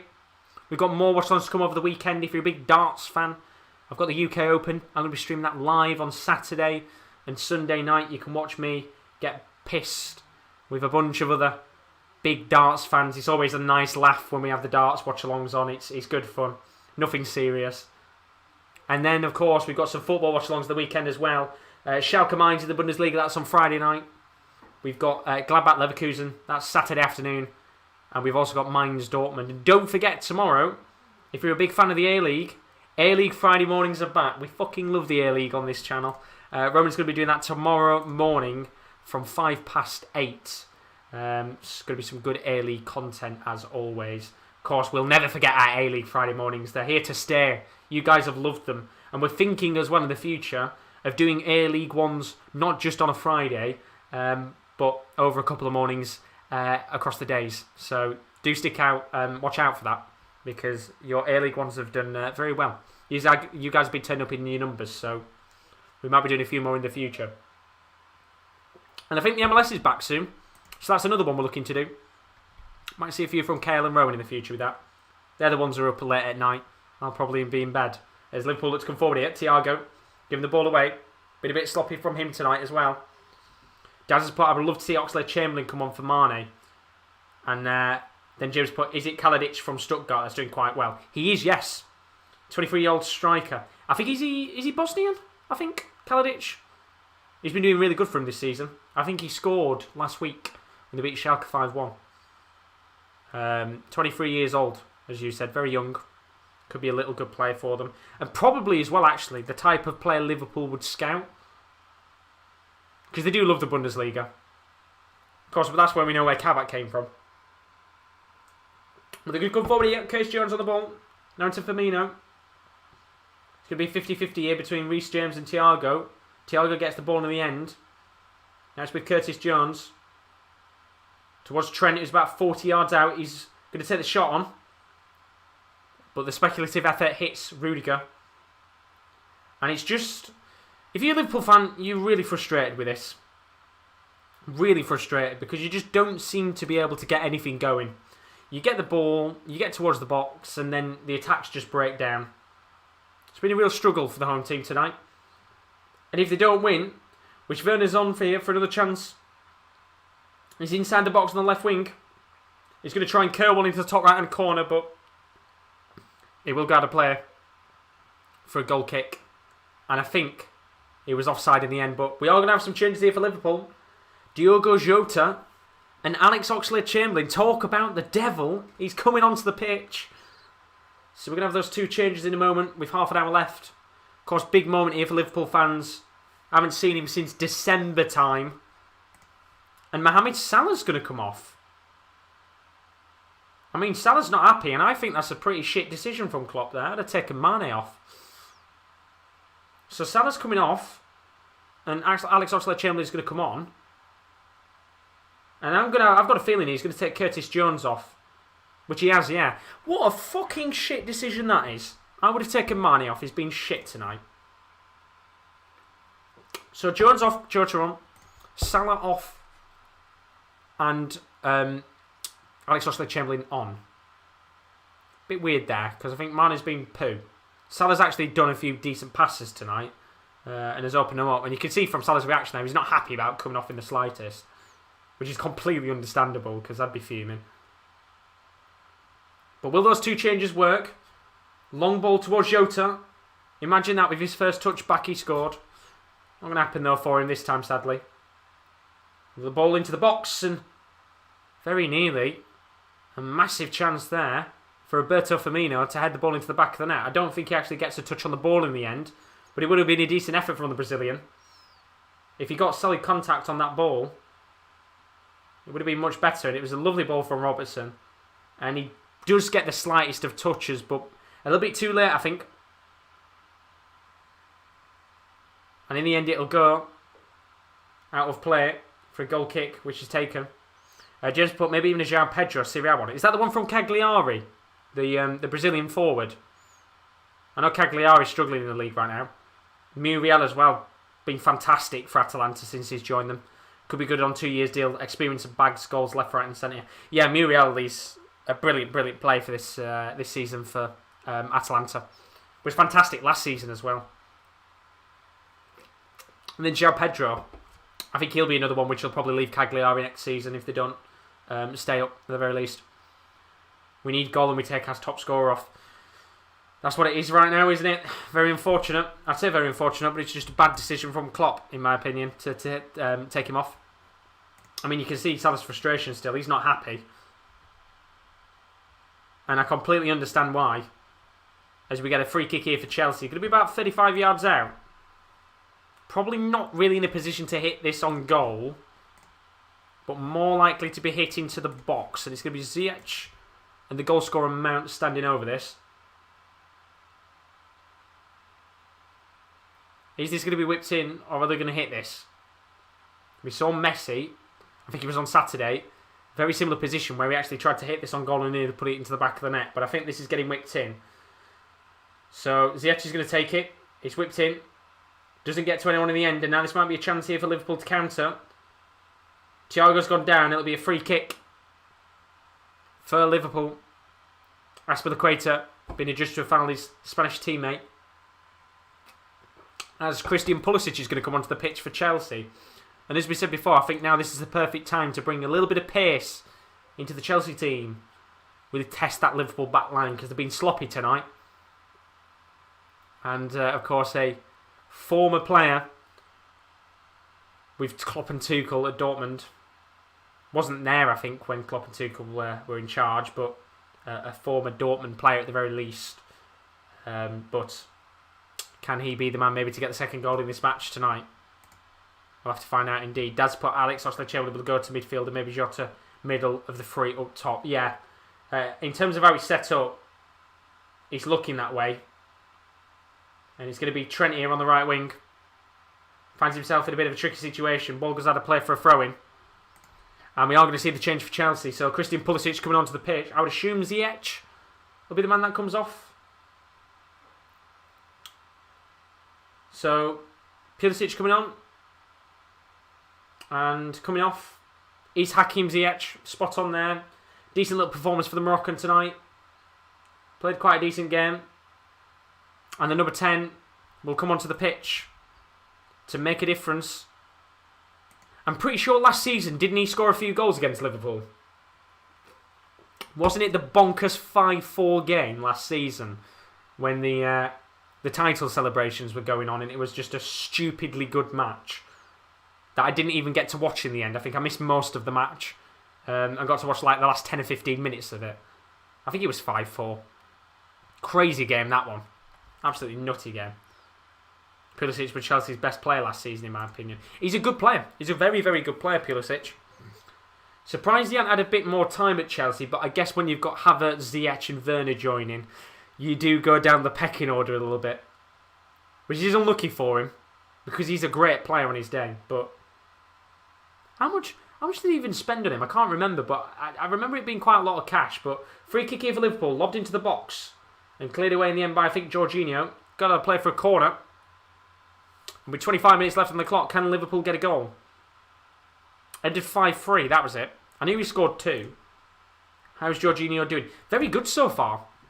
I think he's another one of those players where he'll be glad Tuchel came in because it looked like his career at Chelsea was going to be done and dusted. But he's been really good tonight. Him and Kante, very structured in the midfield.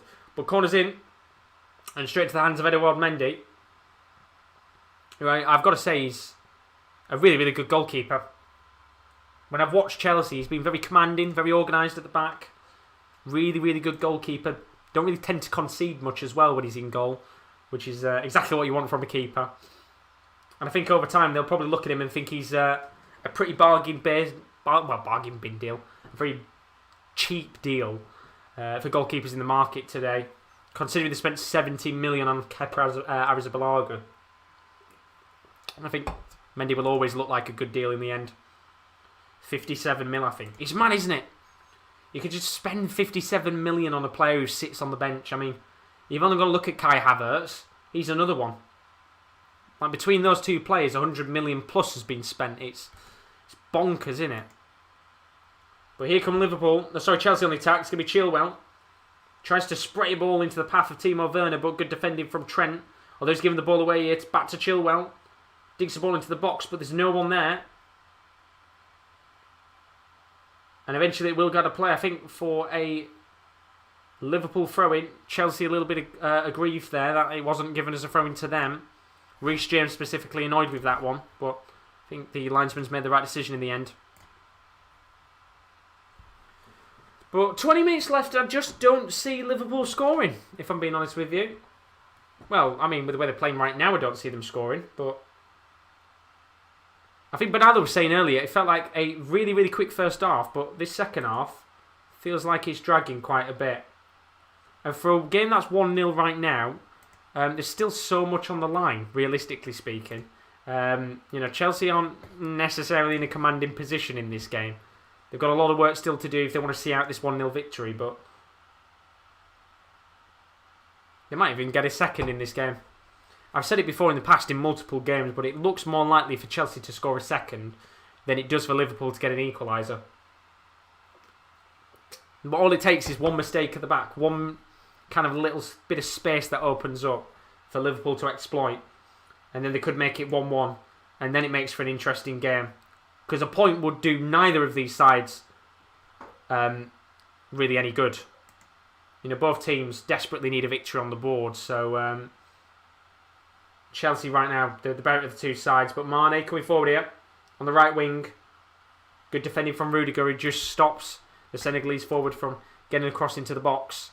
As I think we've had a few comments. Let's read some of your guys' comments out while we've got a chance. Chris has put Aspilicueta can do a job anywhere in defence. He can. Brilliant play for Chelsea over these last few years. And then Ben's just put Mane should have gone off instead of Salah. I agree with you. I said tonight, Mane's been shit. Been fucking rubbish. And I think Salah, he's been alright. Had a few decent passes into the box. Curtis Jones had a good pass from him. I think Firmino had a good cross from him. He's looked okay.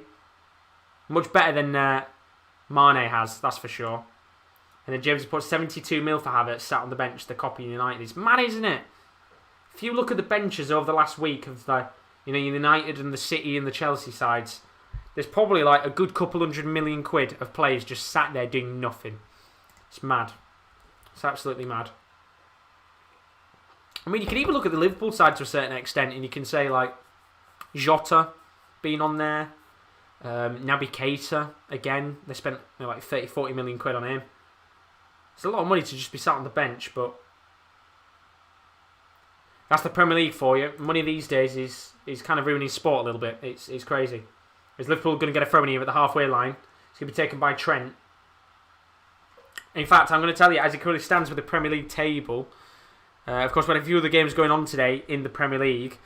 Chelsea 1-0 up right now. They're going to 4th place in the Premier League. They will go to 47 points. 3 points behind Leicester City and 4 points behind United. So, a bit of nerves between United and Leicester. Of course, they've both dropped points quite recently. Leicester drawing their last game, as did United. As for Liverpool, they dropped to 7th place in the league, or staying 7th at the very least right now. They'll be on 43 points. 4 points behind Chelsea in the top 4. They have also still got Everton and West Ham with the game in hand. So the gap between the top 4 and Liverpool could still get bigger, as well as them dropping down to 8th place or even 9th, because Villa have still got 2 games in hand over Liverpool, and Tottenham have also got a game in hand which they play on, I think, Sunday. They've got Palace.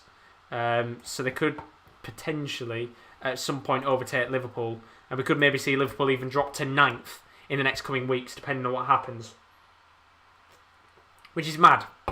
It just shows how tight the league is right now, and I'm hoping it stays as tight as it is until the end of the season, because we'd love to see a top 6 fight. The likes of West Ham and Villa fighting it out for a top 6 spot at the end of the season. How good would that be? As a neutral, if you're a Villa fan or a West Ham fan, you just want to get a top 6 spot and end the season. Same with Liverpool fans and Chelsea fans. You just want to get Champions League football and not have to worry about it. But I think with the way that the season panned out so far, we're probably going to see a bit of a race at the end of the season like we did last year with United and Leicester. But Liverpool looking to come forward again, as you'd expect. They have been on the front foot for a large part of this second half, but they've not done anything with the ball. It's going to be Wijnaldum into Diogo Jota. Now to Firmino. Plays the ball to Jota, who puts an awful pass to Mane, and Chilwell gets the ball. And it's been terrible. Really poor tonight from Liverpool. Just don't know what they can do here to get into the game. The flow, the rhythm, the movement has been really, really poor.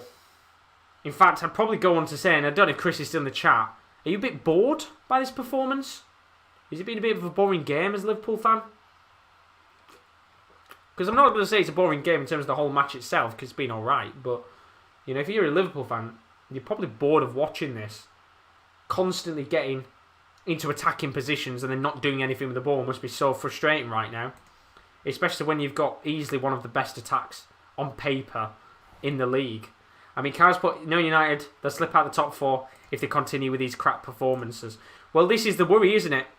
I think you've only got to look at teams like Everton, who are in really good form. 3 wins on the bounce now. West Ham have been in good form recently, although of course they did lose to City. If Villa get into good form, they've still got 2 games in hand, which if they win them, they'll go to 45 points. It would only put them a few points off the top 4 spots. You never know. I mean, it's mad to say that even teams like maybe Arsenal are looking on a few points behind and thinking, well, we could get into the top 6 and maybe get a Europa League spot. But who knows? I mean, big game of the weekend, isn't it? The Manchester derby.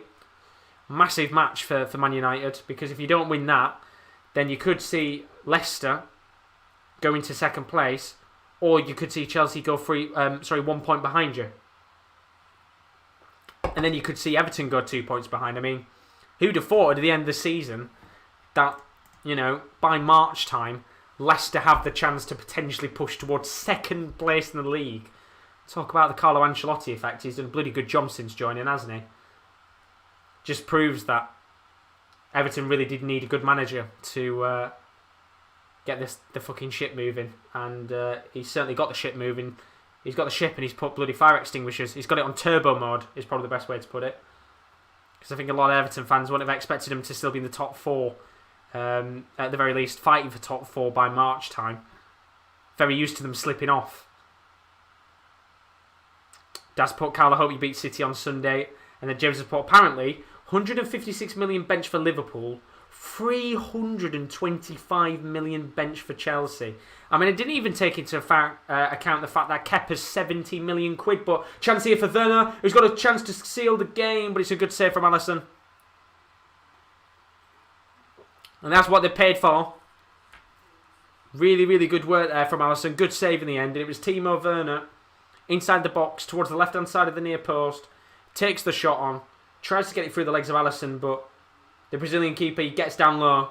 Good save in the end. And that might be an important moment in the match for Liverpool. Although they have got a corner to defend here. It's going to be lobbed into the box. Headed away by Robertson.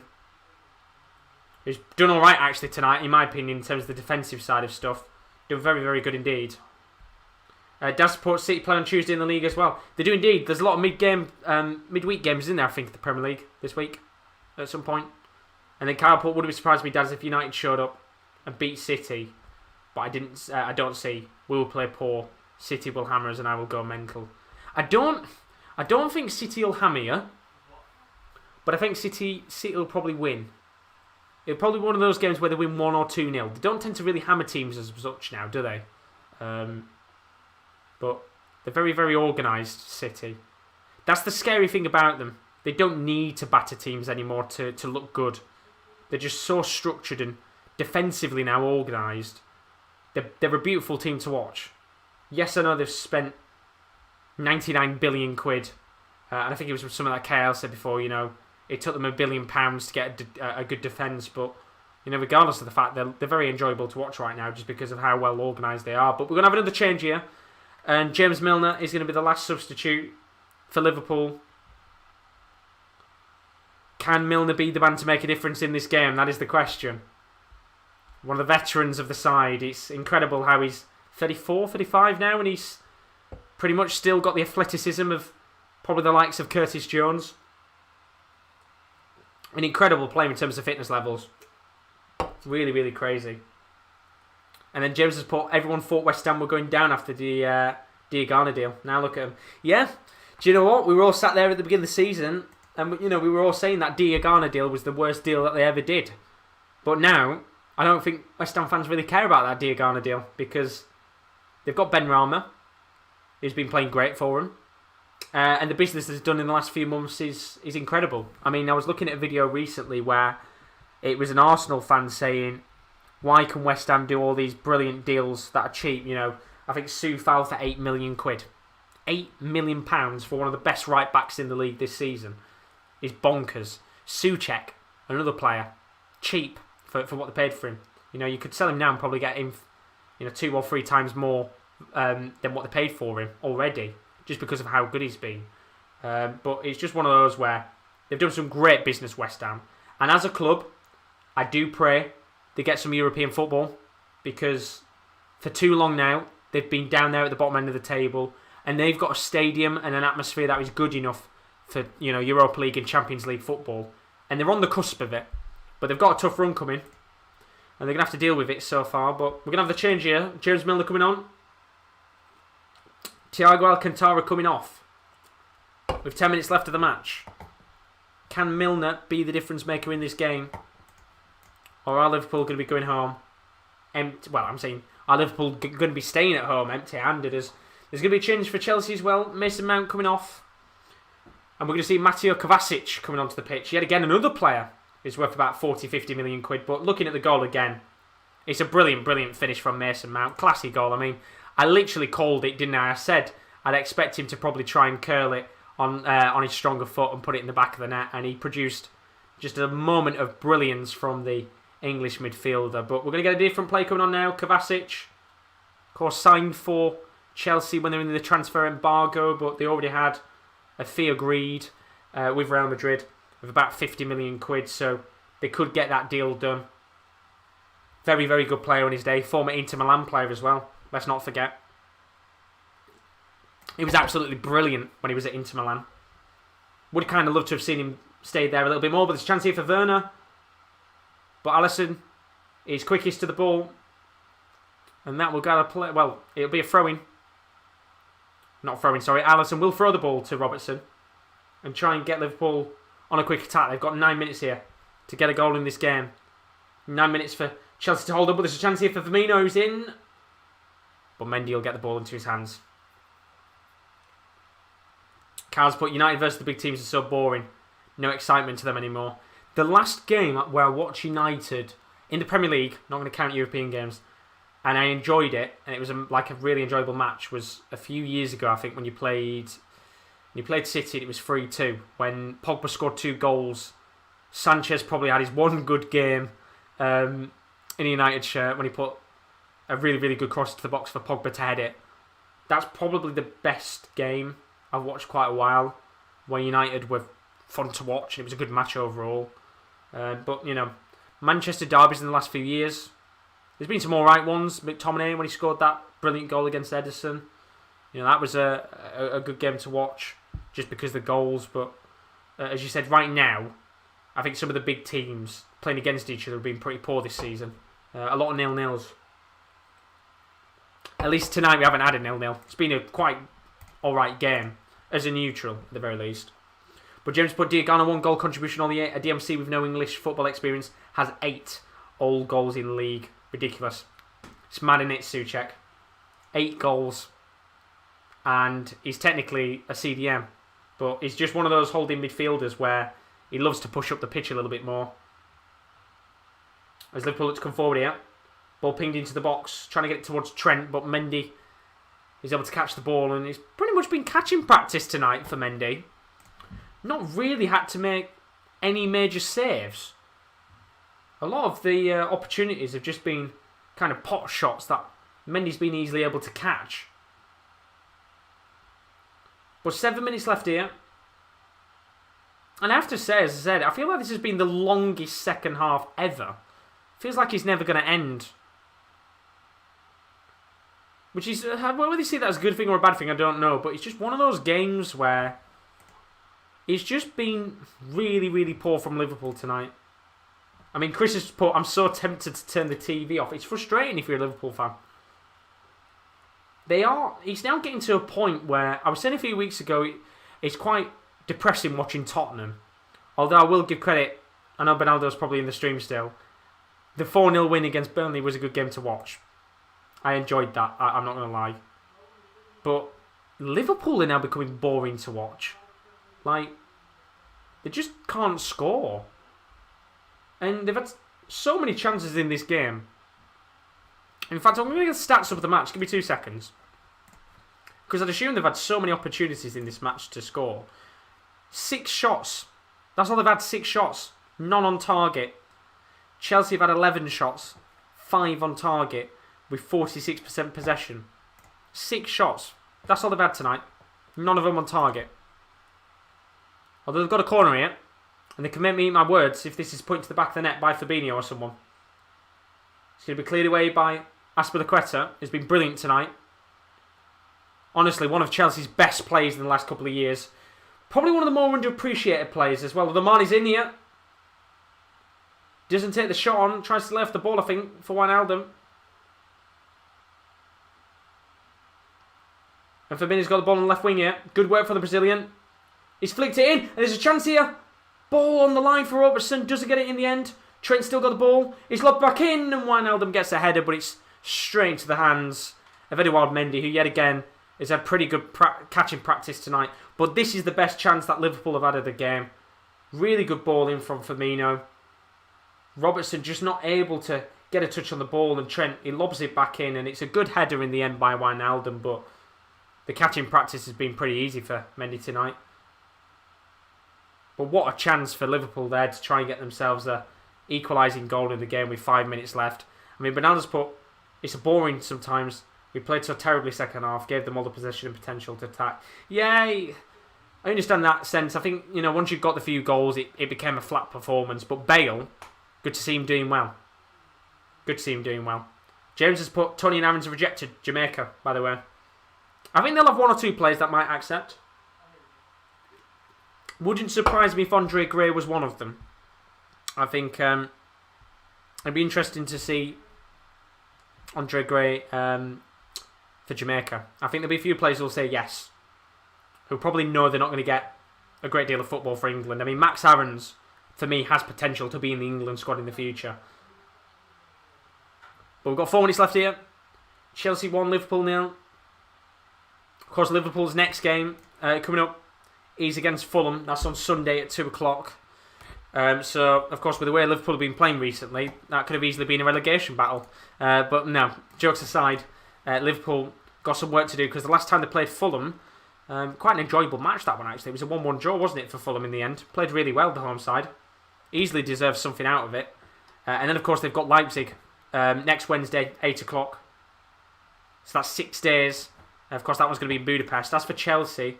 Their next match is on Monday, 4 days' time. They've got Everton at 6 o'clock. Should be a great game, that one, actually. Another tough match for Chelsea. They've had quite a run in the last couple of games. They've had Southampton, Atletico Madrid, United, Liverpool. They've got Everton next. The beautiful attacking football of Leeds next Saturday. So they've got a really tough run coming. But, yeah, it's one of those where I think Chelsea will be quite happy here coming out with the 3 points with 3 minutes left. James has put, Andre Gray doesn't deserve to be on the pitch, the snake. I know exactly what you mean. And then Chris has put, only positive is I'm looking forward to my sleep. Well, don't worry, Chris. You've only got a few more minutes left, and then you can get some good rest. Because I will be watching the UK Open tomorrow night.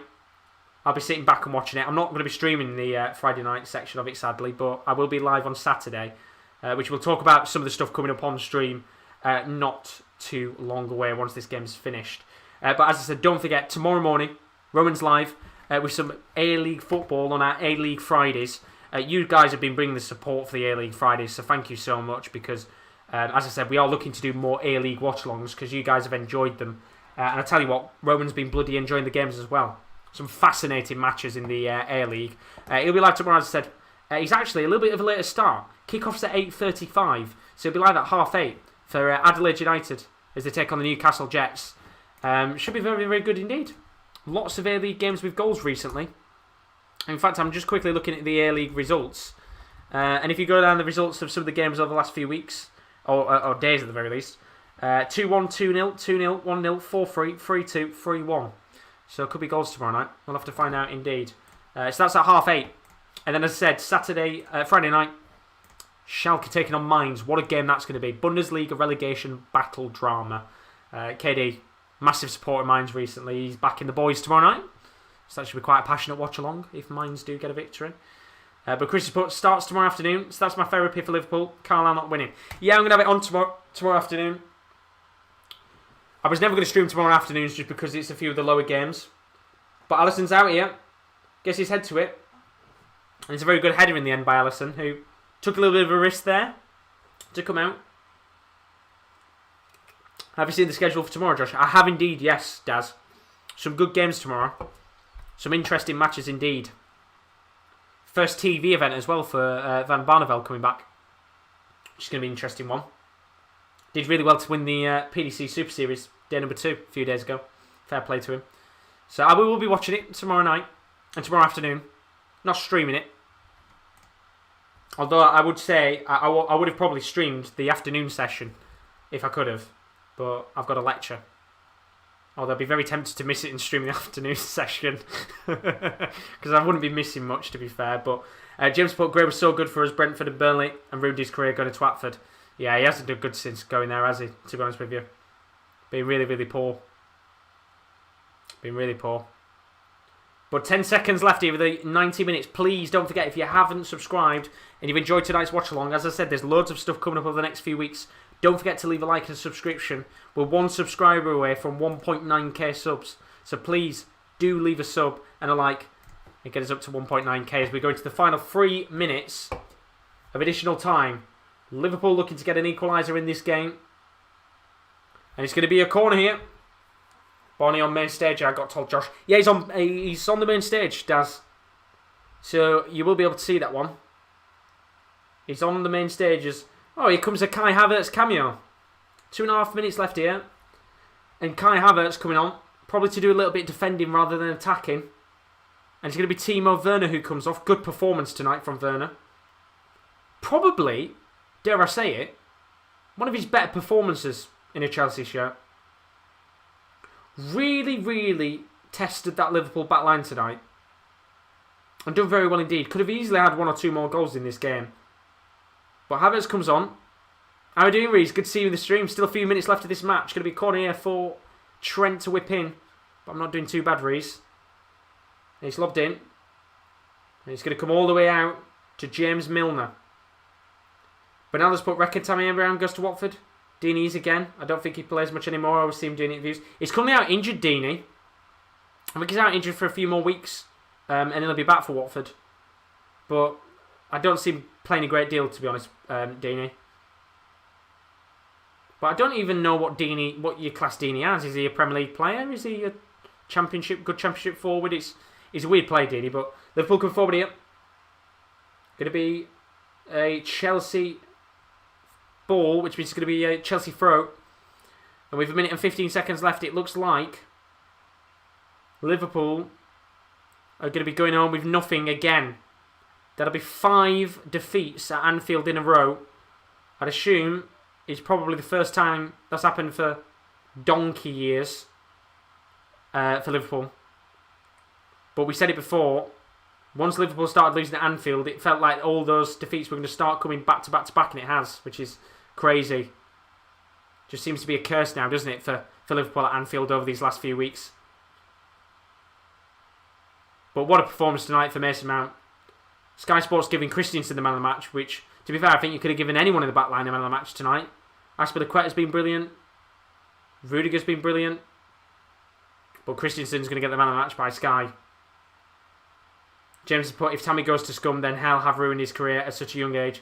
Hope his career rests in peace if he does. I will be interested to see where Tammy does go in the future, because I don't think he'll be at Chelsea for much longer. And then Bernardo's put, feel bad for my Liverpool friends, but not really. I think there'll be a lot of non-Liverpool fans tonight happy that they've lost. But 5 seconds left of this game. Going to be a Chelsea throw-in at the halfway line. And the referee has the whistle in his mouth.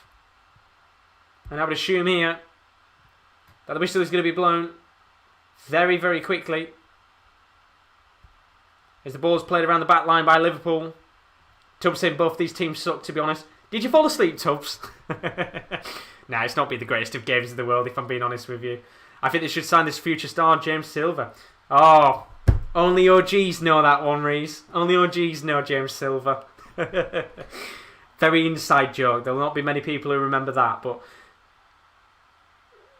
Addison here on the ball. And the referee blows the whistle. And what a big win that is for Chelsea. 2 teams who were fighting for the top 4 in the Premier League. They both desperately needed a victory on the board. And the Thomas Tuchel era continues in fine fashion with another victory on the board for Chelsea. They're moving to the top 4 now after a brilliant, brilliant goal from Mason Mount. It was a classy, classy goal. Very typical. Cuts onto his stronger left foot and curls it into the back of the net. It was a great goal that, of course, Alisson couldn't save. There weren't many moments for Liverpool to have chances on goal. There was there was a Firmino header. That was inside the box, a really good chance. There was a Wijnaldum header. But apart from that tonight, Liverpool, terrible, terrible performance from them. Really boring to watch, if I have to admit, if you were a Liverpool fan. And yet again, it is another defeat as Chelsea look to continue on their fine form. That is another victory on the board, and they move up to 4th place on 47 points. Liverpool down in 7th on 43, and could potentially, in the next week or two, drop down, potentially, to 8th or 9th. Arsenal have got a game in hand. Arsenal are only potentially about to be 3 points off Liverpool. How mad is that? We would have thought that with how the season's panned out, but a good result for Chelsea in the end. They're going to their next game in a few days' time against Everton on Monday. That's another massive match for Thomas Tuchel's side. As for Liverpool, they've got a game against Fulham on Sunday at 2 o'clock at Anfield. Again, they really need to shake off this Anfield curse very, very quickly, or you could see the likes of Tottenham and Villa slowly catch up on them. Carl saying, I honestly didn't see this happening to Liverpool after what happened last season. I kind of like it, but I also feel their pain, which is mad, isn't it, right now? It's a bad time to be a Liverpool fan. Really, really struggled this season. And then Chris has put shocking performance again. Have we really had good performances recently? We beat Sheffield United. That wasn't really perfect performance. We're not making top 4, which is embarrassing. Been pathetic seasons so far. As Tubbs says, he actually did fall asleep. 6 AM here right now. Honestly, Tubbs, I don't blame you for falling asleep. It was a pretty tragic game. But talking about games that aren't tragic, we've got some more watch-alongs coming up. Don't forget, tomorrow, 8:30 AM in the morning, Rome will be live with his A-League Friday watch-alongs.